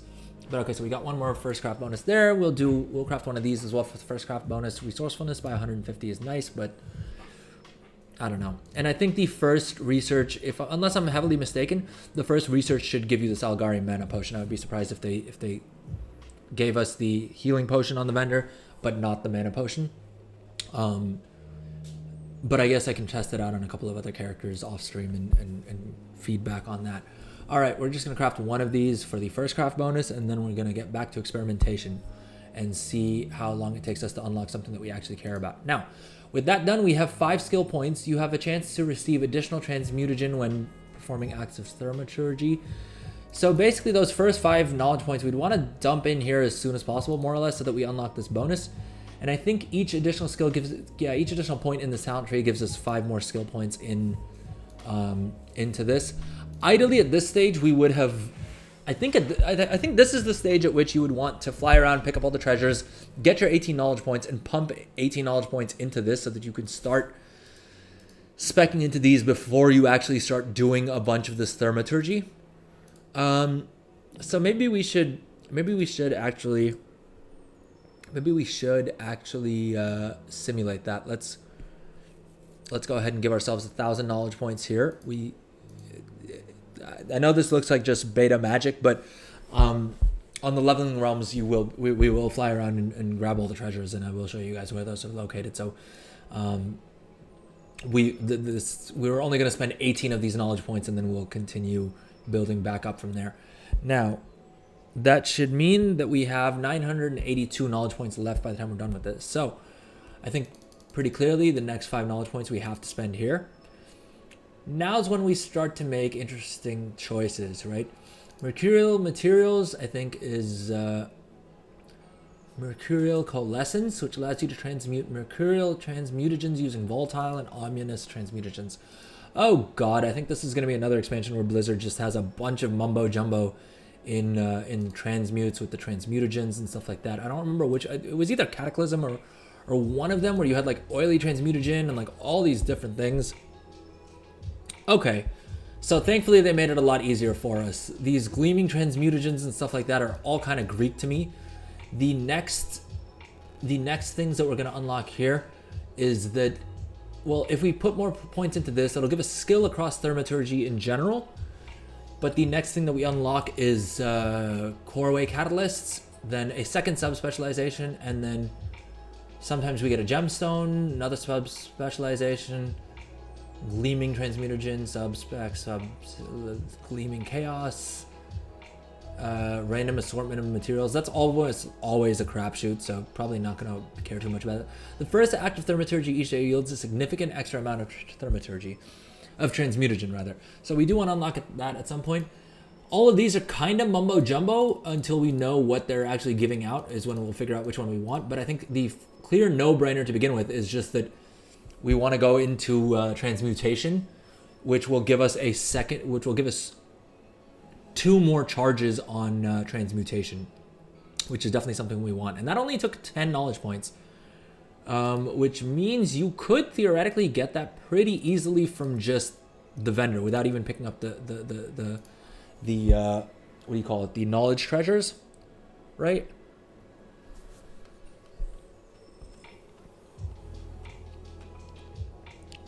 All right. Beyond that, this may be the tree that we want to spend the bulk of our remaining points into, simply because of the fact that it'll give us, at 15 points in, we get more transmutation cooldowns, which is going to be valuable. And then, of course, maxing this tree out gives us a lot more. This will give us, what will this give us? This will give us a chance of creating a core-way catalyst. Now, I believe the core-way catalyst is what we got from neutralizing concoctions, unless I'm mistaken.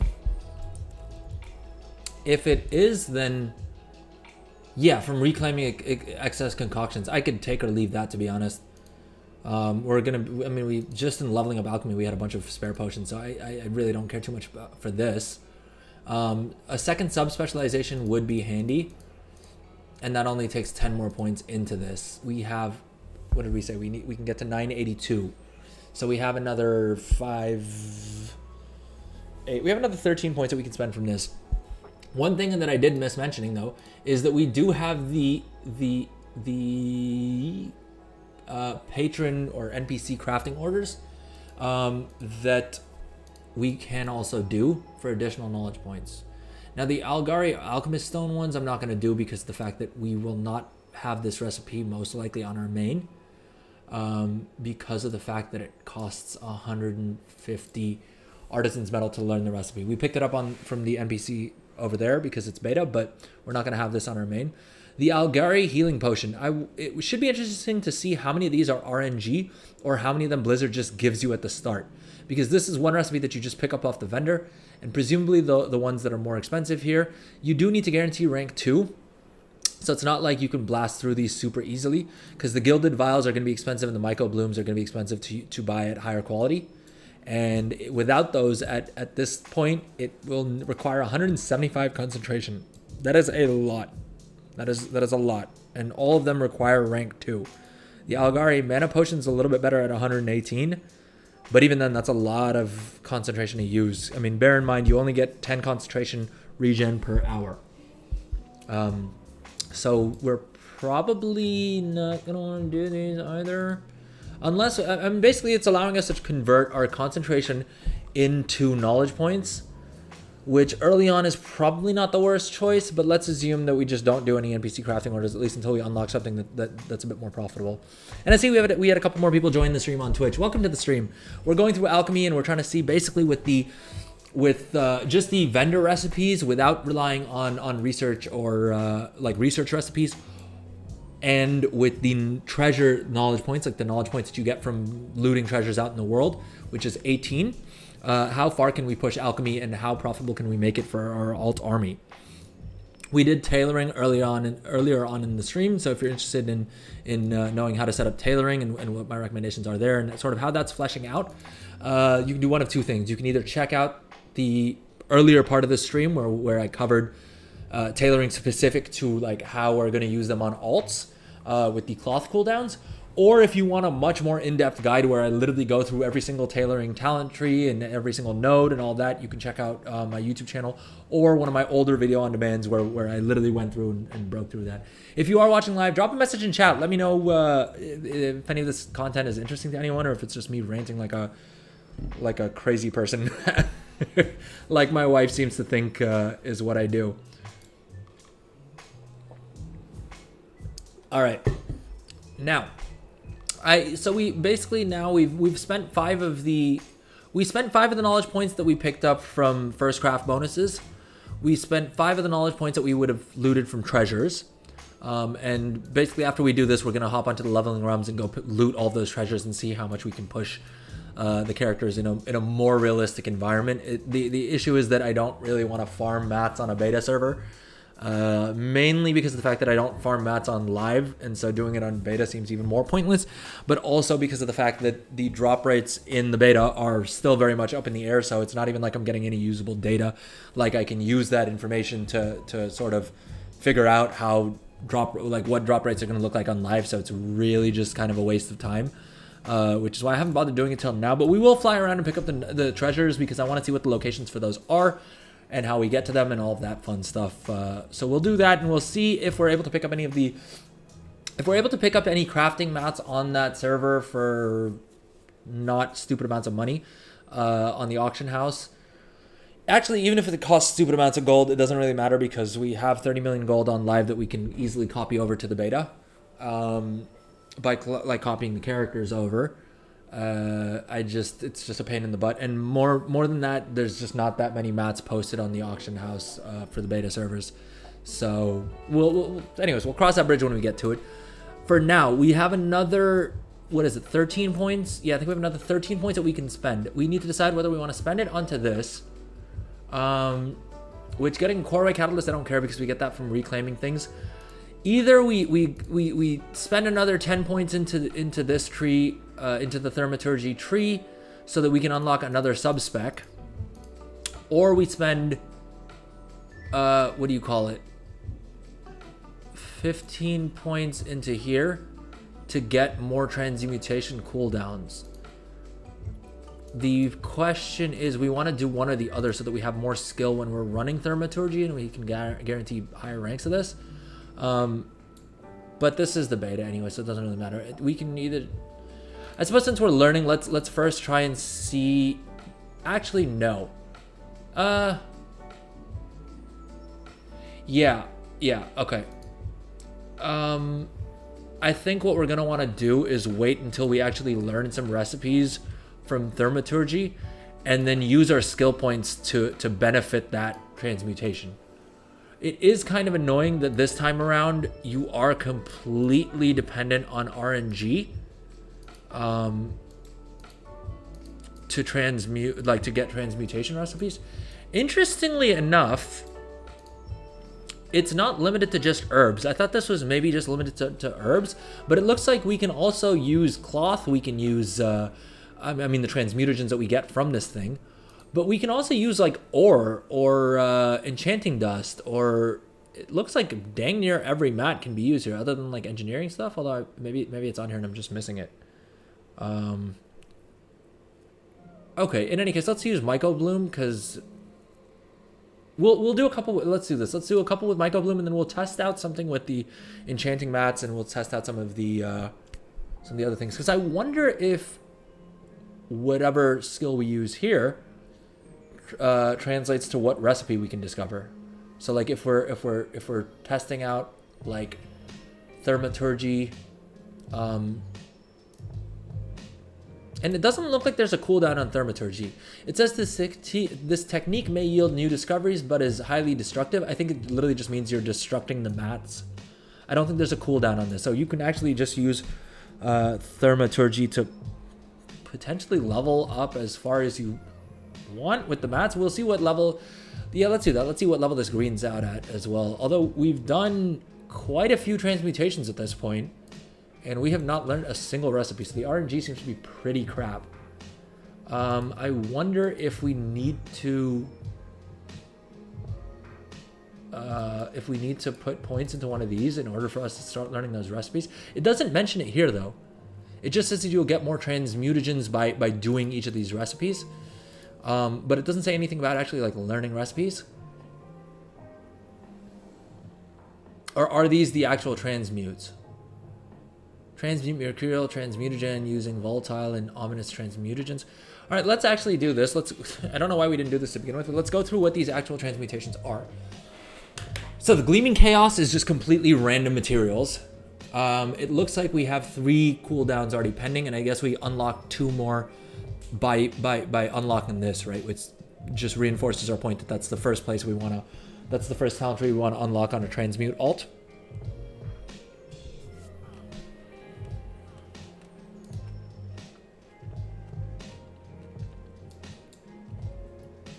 But basically for transmutations, we'll need to pick a tree, and then that's how we'll learn the actual transmutes.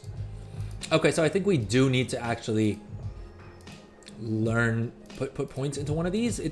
I do wish they would have told us that though, because the description here does say that you can learn how to do things. But if we're actually not going to learn anything, then it is highly destructive if there's no chance. I feel like they need to update this description if that is how it works. It is speculation on my part right now, I suppose. Meticulous experimentation. Now that's more for the actual potions and things. Let's come back to the transmutes here. So Gleaming Chaos, Gleaming Glory. Now this is the one that supposedly everyone thinks is going to be the most gold making of the transmutes, which is the Blasphemite, right? Which is going to be the like epic diamond, I believe, and it's going to be transmuted by, like, the only way to get it is by alchemists and by using these cooldowns, right? The issue with this will be that everyone thinks that it's going to be the biggest gold maker, which means everyone's going to be targeting their huge alt armies. And even though I'm on plan to have 40 alts, trust me, that's going to be considered small compared to a lot of other people who have probably leveled upwards of 100 level 70s, right? And they're going to be running Blasphemite. They're going to be doing Blasphemite transmutes on all of those characters, you best believe, right? And so supposedly a lot of people are saying that the Blasphemite may not be as profitable as we think it will be. And if that's the case, then I'm interested to see what other transmutes could be interesting. Mercurial transmutagen. I mean, this is just basically transmuting transmutagens, right? Like, it's just a roundabout way of getting to different transmutagens. But annoyingly, it uses the cooldown. So these almost certainly we don't want to do, right? Because we're getting the transmutagens just by using thaumaturgy, which doesn't have a cooldown. And so we want to do that as much as possible. Now, mercurial herbs, mercurial storms. I think this is just, I think the only difference here is which of these transmutagens we use for these. Ominous Call, reagents which are, God, this is just mumbo jumbo. Ominous herbs, okay, that makes sense. Ominous gloom, ominous transmute, Jesus Christ, Blizzard. This is ridiculous. Volatile transmutation. I mean, I know these words mean nothing, but literally no words feel like they mean anything anymore after reading this. Which are performs a transmutation to create reagents which are comprised primarily of volatile transmutagen. I have no idea what the frick that means. I guess the only way we'll be able to figure it out is by actually by actual trial and error. But I really hope they update these descriptions, because these are dog water. I have no idea what that means. And I'm sacrificing just god-awful amounts of mats here. Right, we're burning through 20 different freaking mats at a time to do this, and we don't even know. Wow, we literally got a 1 gold gray item from that transmutation. Oh, jeez. Oh my god. And even using rank 3 materials, we still don't guarantee even rank 2 on this. Oh, this is awful. Blizzard really hates alchemists, huh, guys? What do y'all think? Let me know in chat. I feel like every expansion they're just like, how can we make alchemists suffer the most? I mean, in Dragonflight, what do you call it? In Dragonflight, freaking alchemists had to use artisan's metal for their research, which was terrible, right? Because artisan's metal was so precious, especially in early expansion, and also because it basically made it so that any other profession you had on that toon was essentially useless in terms of artisan's metal, because your alchemist would just the alchemy trade skill would just burn through all of the artisan's metal. And this time it looks like, since they're not, I was happy that they're not requiring artisan's acuity for the research. Instead, they're just having you burn little crap tons of other mats. This is not gonna be cheap.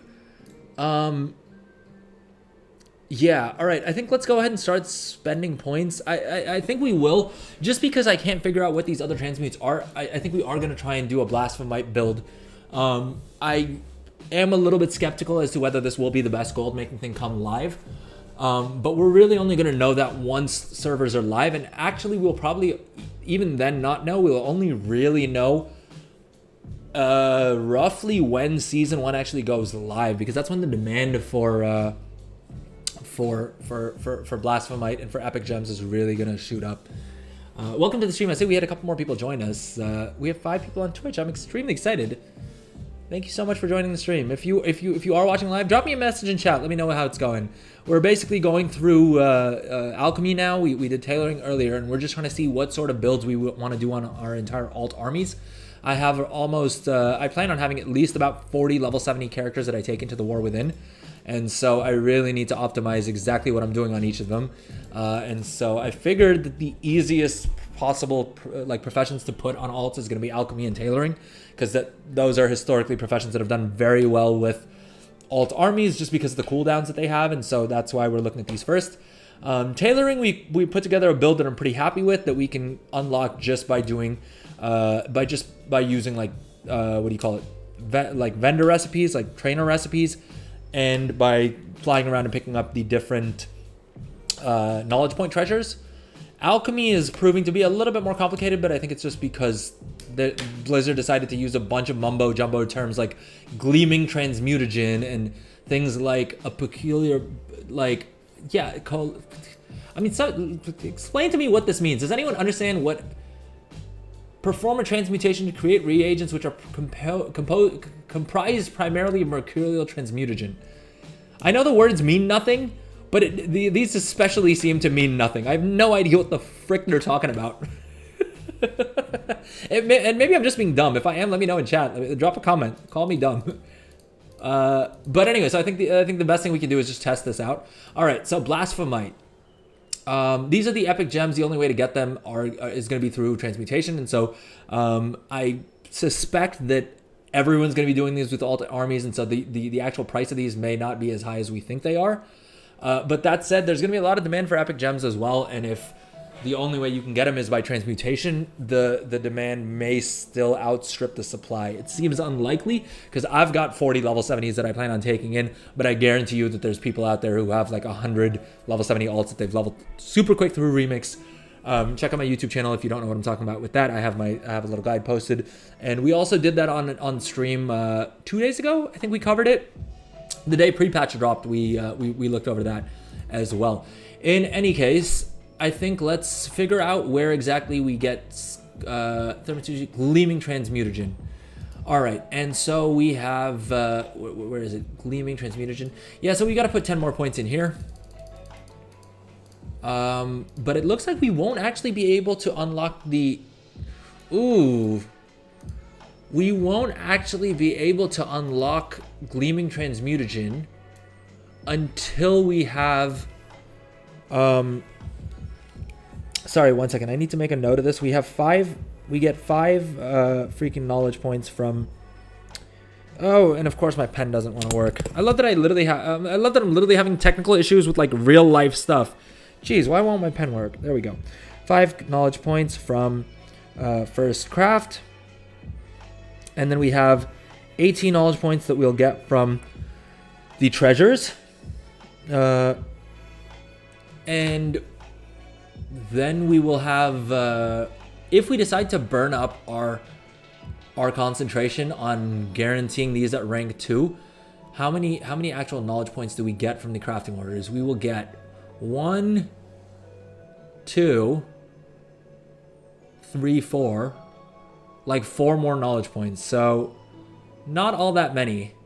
And of course the what do you call it? Patron crafting orders, the NPC crafting orders will be RNG dependent. So you may have more that you can complete, or you may have fewer. Also depends on how your wild experimentation goes, I guess. So I suppose one of the things that we're gonna have to do is engage with the experimentation system, just so that we have more recipes, so that we can get more first craft bonuses, so that we can unlock Blasphemite. And if I'm saying a lot of things too fast, let me know in chat, and I will explain the heck I'm talking about. I love that I'm literally in real life turning into a mad scientist, just talking about transmutagens and blasphemite. I guess I can't fault Blizzard in that, like, they've definitely leaned into the RP element of alchemy. This is literally driving me nuts. I've turned into a crazy... I've turned into a mad scientist saying words that don't exist and talking about experimenting and transmuting things. So, I mean, 10 out of 10 on, like, RP immersion. 10 out of 10 on immersion, Blizzard. Good job there. All right. Let's try a couple more experiments. Let's see if we unlock some more first craft bonuses. Did we do? Yeah, we did these 2 first craft bonuses. Okay, we unlocked the flask. I don't know if this will be I don't know if this will be profitable, but we can definitely do it for the first craft bonus. I am really skeptical about using recipes we get from experimentation, though, because it's so RNG dependent. And I mean, literally that first experiment we did could have exploded, and now you can't play this. Like, now you're locked out for 4 hours, right? Which is not great for if you're trying to do this on an alt or like level up a profession. But I also don't know how else we get knowledge points.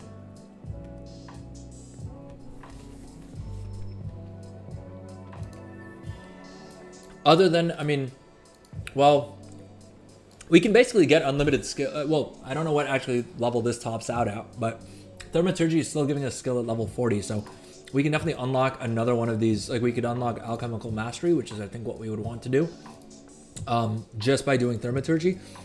The only trade-off is that we'd have to burn through a crap ton of mats. Where is it? Gleaming Glory. I thought this was the one that we needed to unlock. The Gleaming... Oh, we gotta go 20 points deep into this. Oh, we gotta max out this tree. So we're... Okay, maybe we don't. Oh.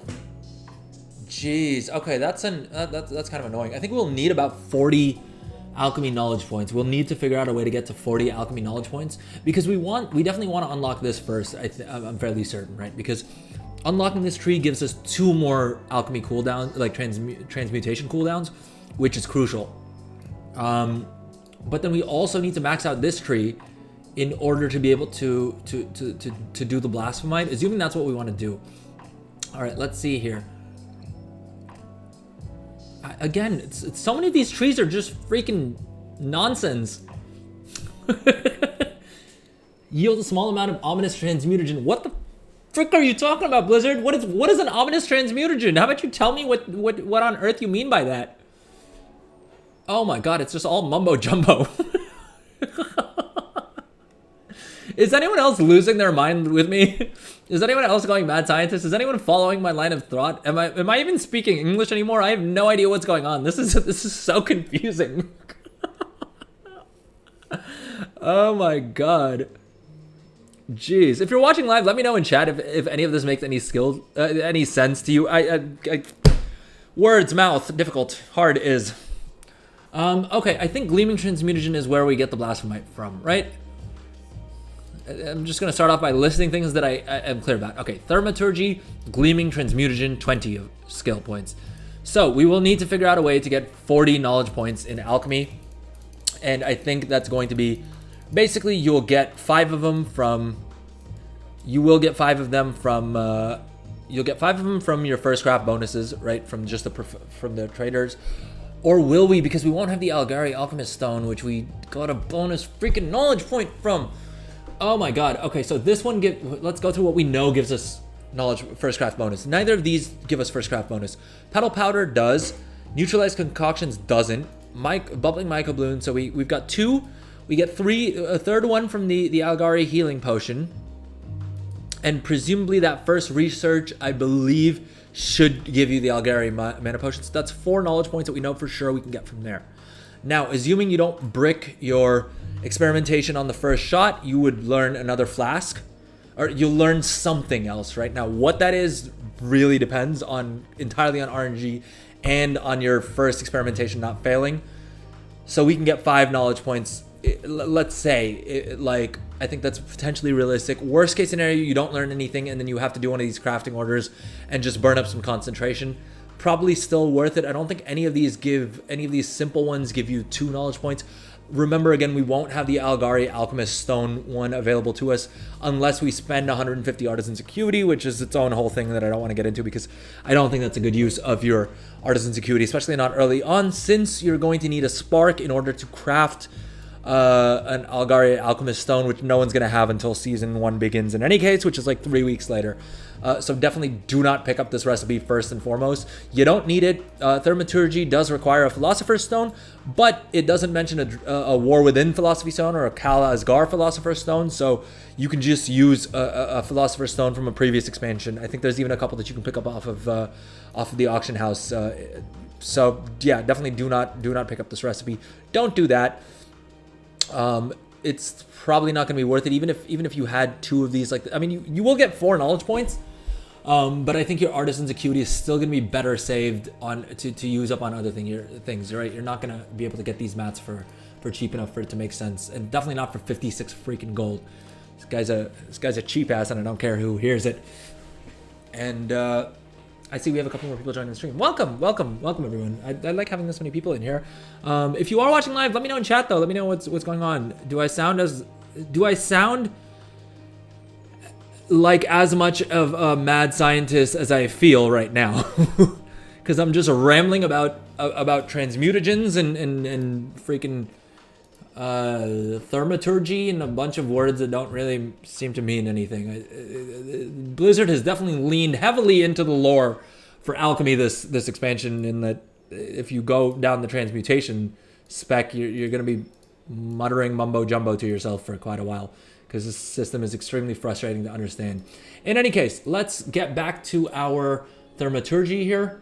What does this do? Do we put ore in and get gems out? Because if that's the thing, it's kind of just glorified prospecting, but worse, right?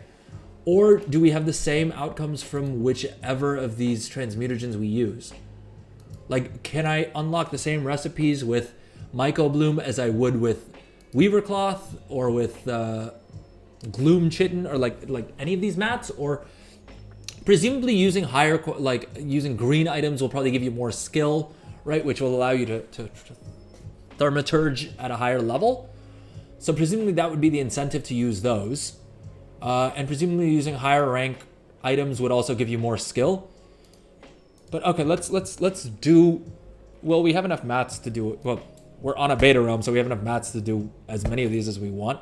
We're getting a bunch of these ominous transmutagen items, but I don't know what they do, and I don't know why we haven't learned a single transmute from doing this. We've now put talent point, like knowledge points, into the trees that should supposedly allow us to be able to do more of these transmutes, right? We did get the Blasphemite transmute early on.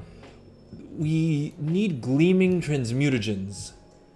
The only thing is, I thought that doing thaumaturgy with that unlocked would give us some of these gleaming transmutagens, but it doesn't seem to. And interestingly enough, Blasphemite doesn't seem to actually have a cooldown. These items are BOP, so we do need to figure out a way to farm them here. I think we basically need to figure out a way to convert all of these ominous transmutagens into gleaming transmutagens. Now, I thought one of these would have transmutations now also grant gleaming transmutagen. I mean, great, right? You have an additional chance to get additional gleaming transmutagen when performing acts of thaumaturgy or transmutation. Well, we're doing a whole bunch of thaumaturgy. I don't know how to pronounce that. If you know, let me know in chat. Let me know if I'm completely scuffing it. +5 skill, additional chance. But, I mean, they may not be wrong. Technically, an additional chance on 0 is still 0. All right, I'm gonna let this run for a second. I'm gonna take a quick little break and be right back. Though I may just keep this running so that if it pops up, you can let me know when I come back if we unlocked anything else. I'm just gonna hit my webcam for a second, my webcam and mic, and I will be right back. If you are watching live, let me know in chat. Let me know what you think is going to happen. If you think we're actually going to learn anything or if this is just broken.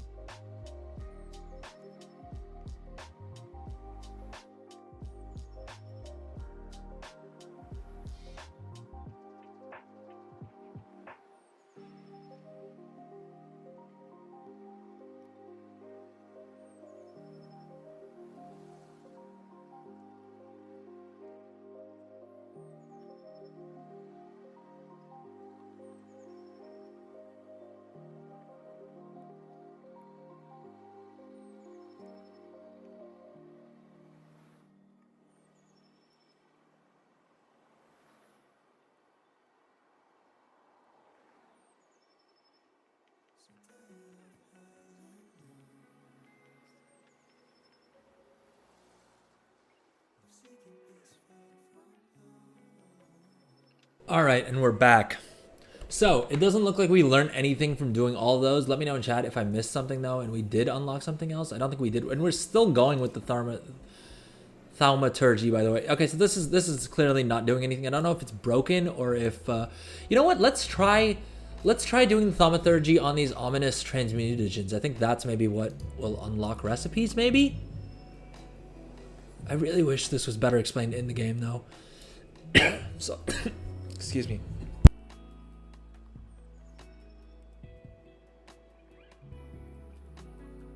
Okay, we're getting other mats and we're getting ominous transmutagens, which is the thing that we're transmuting out of. So we're getting some of our ominous transmutagen back, I guess. And we're getting some other crap quality mats. Presumably using concentration would give us rank 2 mats instead, but I cannot figure out how to get this to work. Let's continue playing around with it and see if we can't figure something out. Hide unavailable. Let's do that. And okay, so clearly thaumaturging ominous transmutagen, which apparently is a sentence that makes sense in this game. Doesn't seem to be doing anything. I wonder if using higher level items will do it, or let's see what it says in the in these, right? To create gleaming, well, how do we get gleaming transmutagen is the point, right? Mercurial transmutagen, gleaming chaos. No, this just allows us to convert the gleaming transmutagen. How do we get the gleaming transmutagen to begin with? Is it something in here? No, that gives us a gemstone. That'll unlock another talent tree for us. Oh! Damn! Okay, I probably should have gone through this in more depth earlier. Okay, so we actually need even more knowledge points. I have no idea how we're gonna get, like, I don't know where we're gonna pull these knowledge points out of. But the fact that you need about 55 knowledge points just to be able to actually craft blasphemites is kind of wild in and of itself. We haven't, no, we applied the knowledge.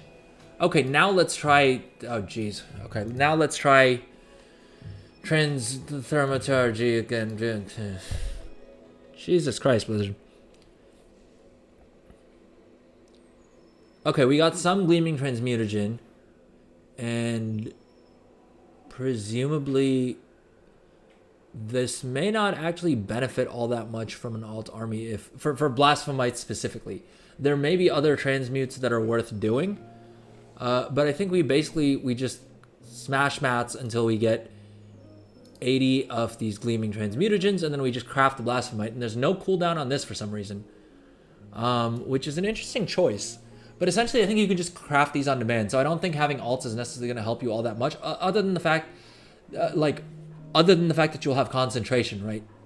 At which point, I doubt blasphemites are going to be the best use of concentration on a character. I'm sure you could make more gold with another trade skill that produces something more valuable.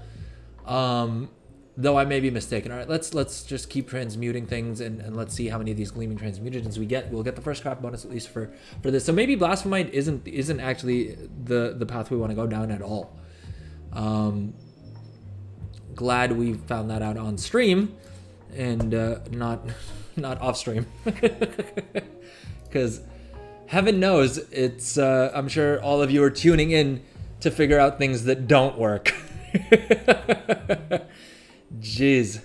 Okay, how many of these gleaming transmutagens do we have so far? And luckily, there doesn't seem to be like an item quality on the gleaming transmutagens, which is also interesting because there doesn't seem to be. I thought just because we didn't have this recipe, it wasn't showing me that there's different quality levels on blasphemite, but it looks like there just isn't any quality level on blasphemite. Blasphemite is just an epic gem that comes out at this rank, and that's it. Now, interestingly enough, we don't seem to be learning any other transmutations either. So it will really, really be difficult to figure out which transmutation we want to use up, right? Because basically we can just transmute herbs or I don't know which of these give ore, but I think one of these give ore. Yeah, so and like presumably one of them give cloth, and maybe one of them gives like food or something. I don't know what blessings gives. Herbs is clear. Storms, I have no idea what that gives us either. I suppose we can test it out, seeing as how we are on beta. How we are on beta. We are on beta. As we are on beta, we can test it out because knowledge points are just off the vendor. But okay, so then I don't have a great feel for what we're gonna do with alts that we take into alchemy beyond the basic stuff of like creating potions or flasks or whatever and using up the concentration for them. Yeah. Let's do a couple more experimentations and see what other potions or flasks we unlock, or if we unlock anything. Oh, there we go. That exploded. Which would have put this on cooldown, I believe, but maybe not. Oh, we learned meticulous experimentation. I love that it said it was your reckless experimentation. The message I got in chat was your reckless experimentation resulted in an unfavorable outcome. Dust yourself off and try a new technique. But then we also learned meticulous experimentation. So maybe you need to fail at one in order to do this meticulous experimentation, which will give you other things. And this one, handily. So also, one second, thaumaturgy caps out at 50 skill. Maybe slightly sooner. I guess we did so many of them that I didn't really keep too close of a track, but we haven't really crafted much of anything else. So thaumaturgy will take you to 50 skill. So it's completely possible to get to 50 skill with just thaumaturgy and going down this tree. So in and of itself, that may not be a bad idea. You may not need to go as deep as we did into this transmutation tree to figure this, to actually get to 50 skill. But thaumaturgy, if you're willing to burn mats, or if you're able to get mats cheap enough, can get you to 50 skill in alchemy, which is kind of helpful in and of itself, because presumably crafting these, even if you want to do potions or flasks on this character, the experimentation is very RNG dependent, right? And so you don't really want to rely on that for skilling up, whereas thaumaturgy seems to be the most reliable version. Now, we learned how to make Cave Dweller's Delight, and that used, oh geez, what was the herb we used in that? Because I'm trying to figure out if we can, like, if you need to use a specific herb in order to unlock like recipes for that herb. As in, you can only unlock like Cave Dweller's Delight, we would only find while researching Mycobloom, Orbinid, and Leerdrop, or if it just sort of gives you whatever. It doesn't really matter what mats you use here. Yeah, I would assume that it will only give you recipes that use the herb that you actually destroy, which kind of makes sense, but I suppose I don't really know. I'd probably have to do a lot more of this experimentation testing in order to figure that out. And the other thing is, doing it at this stage of the beta doesn't really make too much sense either, because I would be very surprised if they don't tweak any of this prior to launch. In any case, let's do one of these meticulous experimentations and see if this has any difference. And also if we can figure out what's skill level this stops giving us skill at. Oh, okay, yeah. Meticulous experimentation has a 24-hour cooldown. So essentially you'd want to get this unlocked pretty quick as well. I don't know if we need to put skill points into anything. I don't think so. I think this you just get whenever you have your first wild experimentation fail. You'll unlock this, and then you want to do this on cooldown as much as possible. This does use up artisan security, but thankfully it is only 5 artisan security, but it's still annoying that alchemists are still expected to burn through artisan security on a cooldown. Although I suppose not entirely. It's still better than what it was on in Dragonflight, where they just went through god-awful amounts of artisan's metal for the wild experimentation thing, right? It's nice that this doesn't require anything other than just neutralizing some concoctions, which is basically breaking down those potions, right? The same way as we did in Dragonflight. All right, now in thaumaturgy, whatever, however the frick Blizzard expects me to pronounce that. Let's keep transmuting, I suppose. We need more gleaming transmutagens in order to craft the blasphemite. But I don't think there's anything gonna be. I don't think there's gonna be anything super special about crafting one of these.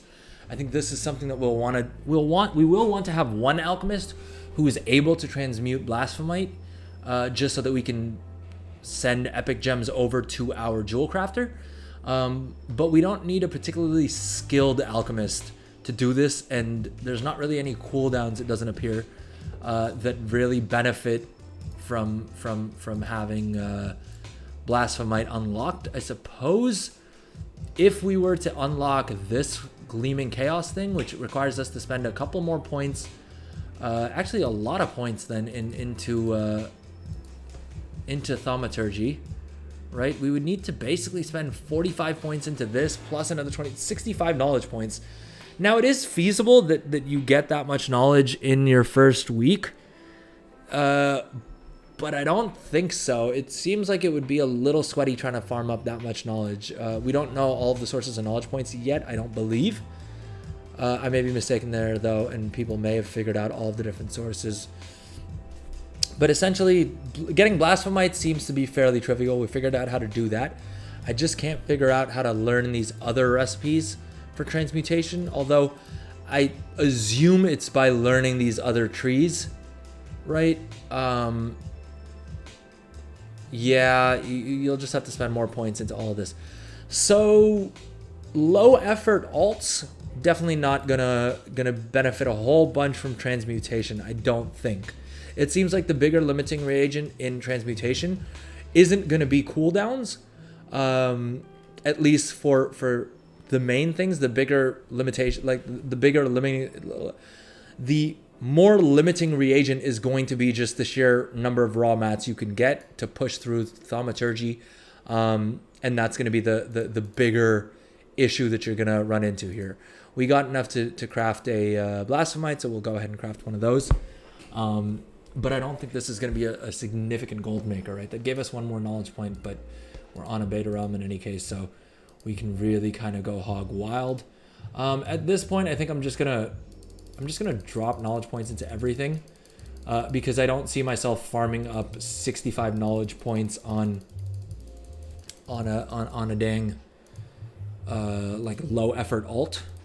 My main alchemist probably will get to that point, but we'll need to see whether or not we want to focus on transmutation then, or if we want to focus more on files or potions or flasks, which may be what we choose to do instead. Here, this is just, I mean, this transmutation tree would logically be where you want to put the most of your points, but it doesn't really give you much more than skill and unlocking more cooldowns.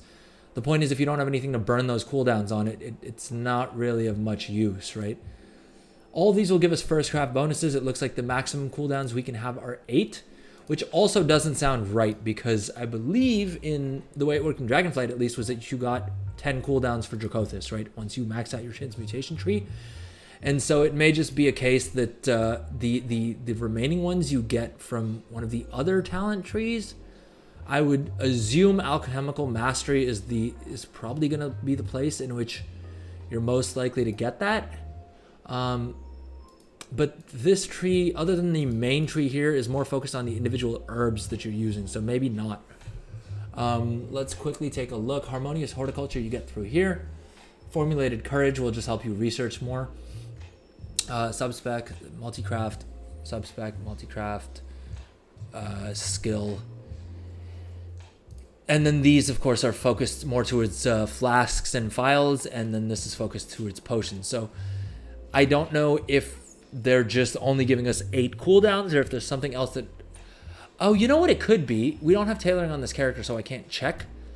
But it may be the case that you get your remaining 2 cooldowns for alchemy through your tailoring bag, because there are epic profession bags for each profession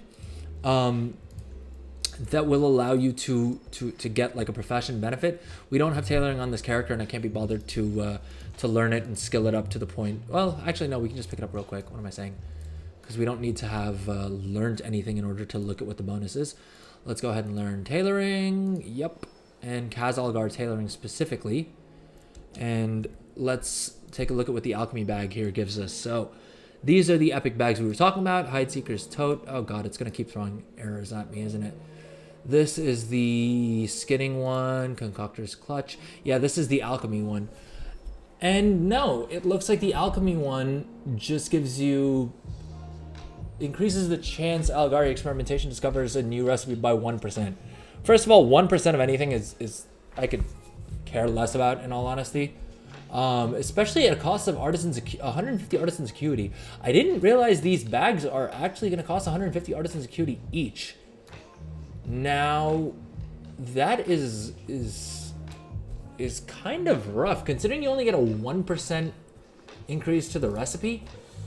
Ooh, I hope they tune this up, or I hope they just change the bonus, to be honest. At the very least, they should increase the amount, right? I think some of the ones that are kind of interesting are like the jeweler's purse, right? Like if you're crushing a whole bunch of gems, that'll be worth it. Ignition satchel, I'm not sold. 20 ingenuity, resourcefulness, and multicraft, not really great. That's the main engineering cooldown. Yeah, I don't think there's a second bag. I think it's just literally 1 bag per profession. So that's not super reassuring, especially since these recipes are going to be hard to grab in the first place, right? You're going to need 150 artisans acuity for the recipe plus 1500 kej. I don't know how hard it is to farm up kej, but that's not particularly easy to get. And then even once you buy the recipe, you're going to need to spend another 150 artisans acuity for fairly incremental benefits, to be honest. Maximum yield of unraveling is kind of nice. I think this will take us from 19 to 20, because I think the most we got when we were testing out unraveling earlier was about 19. And so maybe that means you just get an extra weaver cloth whenever you unravel. But I don't know that that's necessarily worth... Oh, okay, handily, the tailoring one doesn't require any artisan's acuity, which is kind of nice. And it doesn't even require artisan's acuity to get the recipe. You just need to have 25 points put into one of the talent trees. I haven't unlocked talent trees on this, so... In any case, let's I'm wondering if we should spend any more time on alchemy. It seems like it's sort of a bit of a dead end when it comes to leveling, to using it for alts. I think the main, I don't think there's any special sauce in using alchemy on alts, is what it seems like. Other than, as always, as is the case with all professions, is you just have another concentration pool that you can pull from.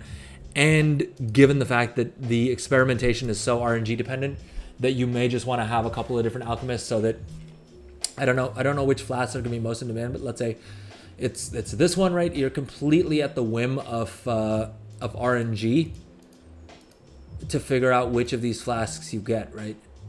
And so if one of them is more in demand, then presumably, the RNG factor, having multiple alts that you can run experiments on and sort of time around may be kind of helpful.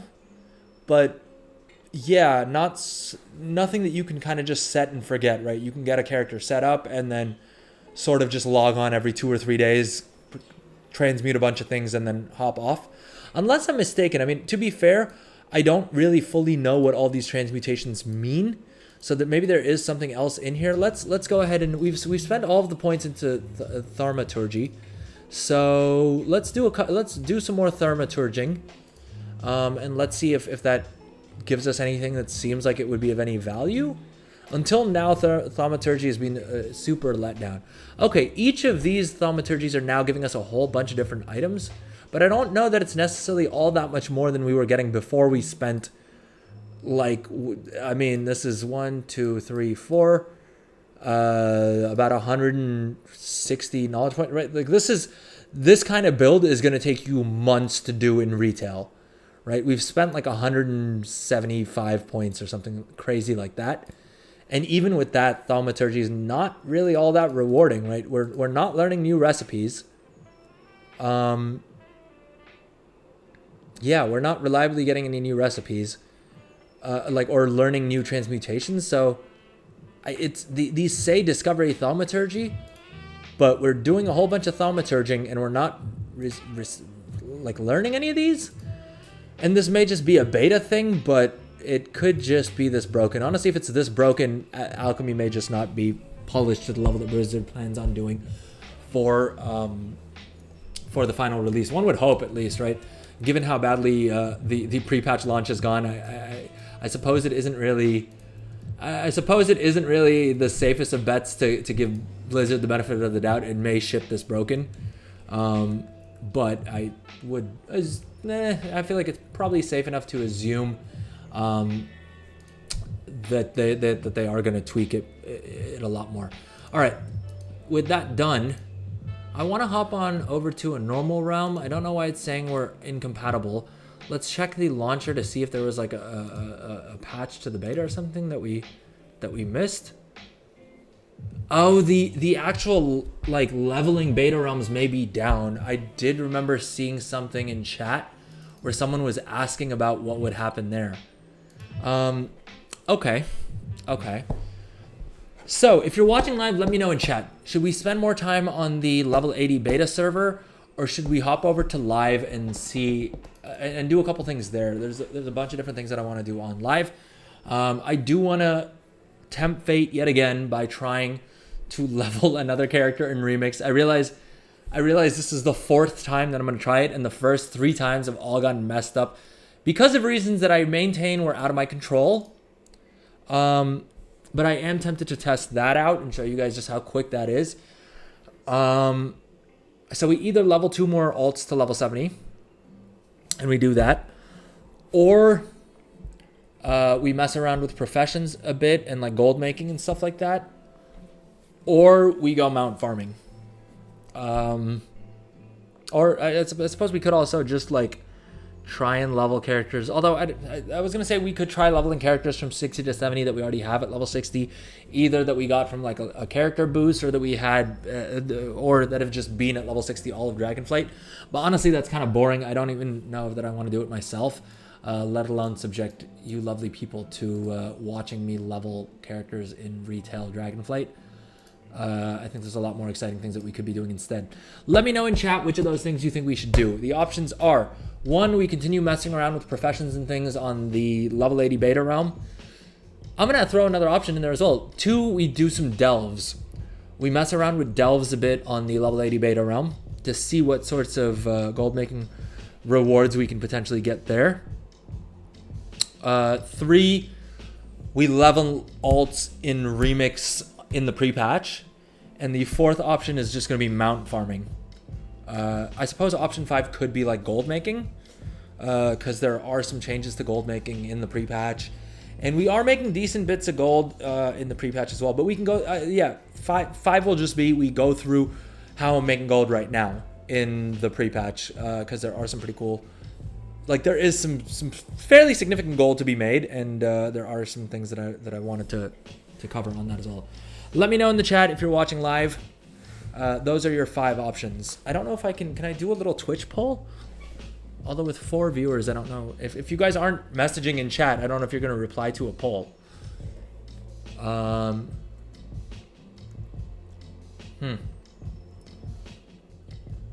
right, let's do this. I'm going to take a quick break. And if there's no responses in chat by the time I'm back, then I will decide. All right. So let's take a quick break. Let me know which of those things you want to see on the stream in chat. Otherwise, I'll decide. All right.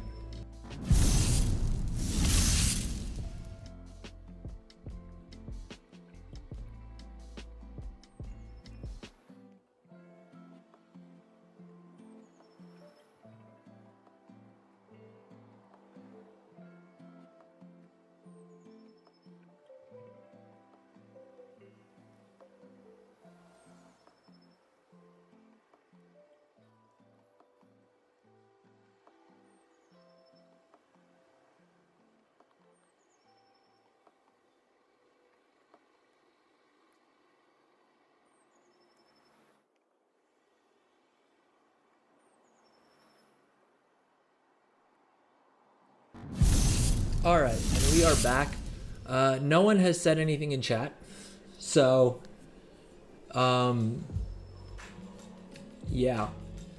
I know I said I would decide from one of those 5 things, but honestly, we've been streaming for 4 hours at this point, and I'm worried that if I start something new right now, I'm probably gonna fade midway through, or start to get a little bit tired, and then the quality of the stream is gonna get even worse than it has been. I assume. I mean, no one's saying anything in chat, so I'm just assuming you guys maybe aren't enjoying the content as much as I think y'all are. But I don't know one way or another, I suppose, which is why I was really hoping someone would say something in chat. In any case, that said, we may end the stream here. I was planning on hopping onto the beta leveling realms and quickly picking up the different treasures. Since on the level 80 realm, on the level 80 beta realm, in case y'all haven't messed around with the beta too much, you can't actually go into Khazalgar. For some reason, you can only be in Orgrimmar. Anytime you try and take the portal or anything, it just ports you right back to Orgrimmar. The only thing you can do on the level 80 realms is I guess dungeons. You can do delves, and you can mess around with professions and gear and talent points and things like that. Which is why I've mainly been spending my time there, just messing around with professions. We did do a delve on stream a couple streams ago. If you do want to check out what delves are looking like and sort of how those are shaping up. Overall, they're kind of fun, but I feel like everything that they learned from Torghast and Zaralek Caverns and stuff like that, they could have been a little bit more fun, a little bit more rewarding, right? The rewards from delves are kind of lackluster. I mean, that customizable airship, cool, whatever. I'll be honest, I could enjoy collecting more mounts, not customizing mounts that I already have. That somehow just doesn't feel as rewarding, right? And so I hope that delves, the rewards, get a bit of a look at. I know you can get better gear and things like that, and you can, do harder and harder delves to get better gear, and I suppose that is a reward in and of itself. But would I do them if they didn't have the rewards that they do? Probably not. I don't know that I had a lot of fun in the delve. In any case, irrelevant. We're not looking at delves this stream. Yeah, so with that said, thank you everyone who watched live. Really appreciate it. If you're watching the video on demand on YouTube or on Twitch later on, thank you so much for that as well. Drop a like if you've enjoyed the content so far. If you're watching on Twitch, drop a follow. We're live. I'm basically live every Monday, Wednesday, and Friday at 4 p.m. my time, which will be basically 4 hours before whatever time it is right now in your time zone. You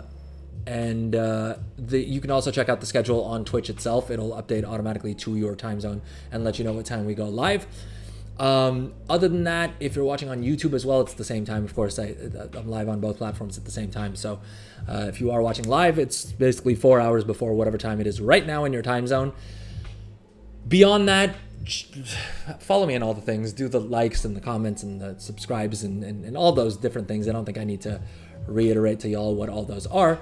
But Twitch, YouTube, Twitter, or X, I guess it's called now, TikTok, Facebook, Discord. Let me know in the comments if you guys want me to set up a Discord thing. I am planning on setting it up at some point. I haven't really bothered until now. But if you guys are interested in that, I will set up a Discord as well, and we can that may be a little bit easier to have updates on and things like that, and also some of the guides and things that I'm putting together. Maybe easier to just link to them through there so that it's sort of like a one-stop shop for for you know, all of the different resources. Yeah, keep an eye out for that. I am going to be dropping more short content on YouTube as well, which will also be cross-posted to like Instagram and TikTok. So if you're on either of those platforms, you can follow there. And I should probably start posting that stuff to. I have been posting some of it to Twitter, but not as much of it as I should have been. So keep an eye out on all the things. And yeah, with that said, thank you everyone for watching. Thank you for all the engagement that you guys have been giving me over the past couple of weeks. I really, really appreciate it. It really makes me feel good about what I'm doing here and all that. So with that said, we're gonna wrap up the stream here. Hopefully everyone has a great weekend ahead. If you haven't gotten to tinkering around with the pre-patch yet, I would give it another day or two. Hopefully Blizzard pushes some more bug fixes and things today. I saw some earlier. Actually, let's quickly check the Wowhead homepage, because I did want to go through some of the articles there. I opened up some windows. I don't remember where. As you can see, I keep a bajillion and one tabs open at any given point. Yeah, I will put out a video on how to obtain the different pets as well as the different appearances if you do have the heroic or epic editions of the game. Yeah, I mentioned this on stream that they've basically nerfed heroic and mythic raids in MLP Remix. If you're waiting on any of those rewards, go ahead and do that. Beyond that, I don't think there's too many. I don't think there were any other articles that were super important. If you're playing on North American realms like me, Blizzard gave you an extra day of game time. Yippee. Yeah, beyond that, the patch, the bug fixes that they pushed yesterday, I guess, weren't anything super major. They haven't fixed a lot of the different things that are still broken. War banks are still not fixed. Cross-realm guild banks are not fixed. Cross-realm trading is not enabled yet either. Those are the bugs that I'm personally most concerned with, but there are a lot of other bugs that they're working on as well. So, okay, I guess there's not too much to discuss in terms of Wowhead, so we will go ahead and end the stream here. Thank you, everyone. Have a great weekend ahead. Thank you for engaging with all the content. I really do appreciate it. Have a good one. Take care and see y'all on Monday.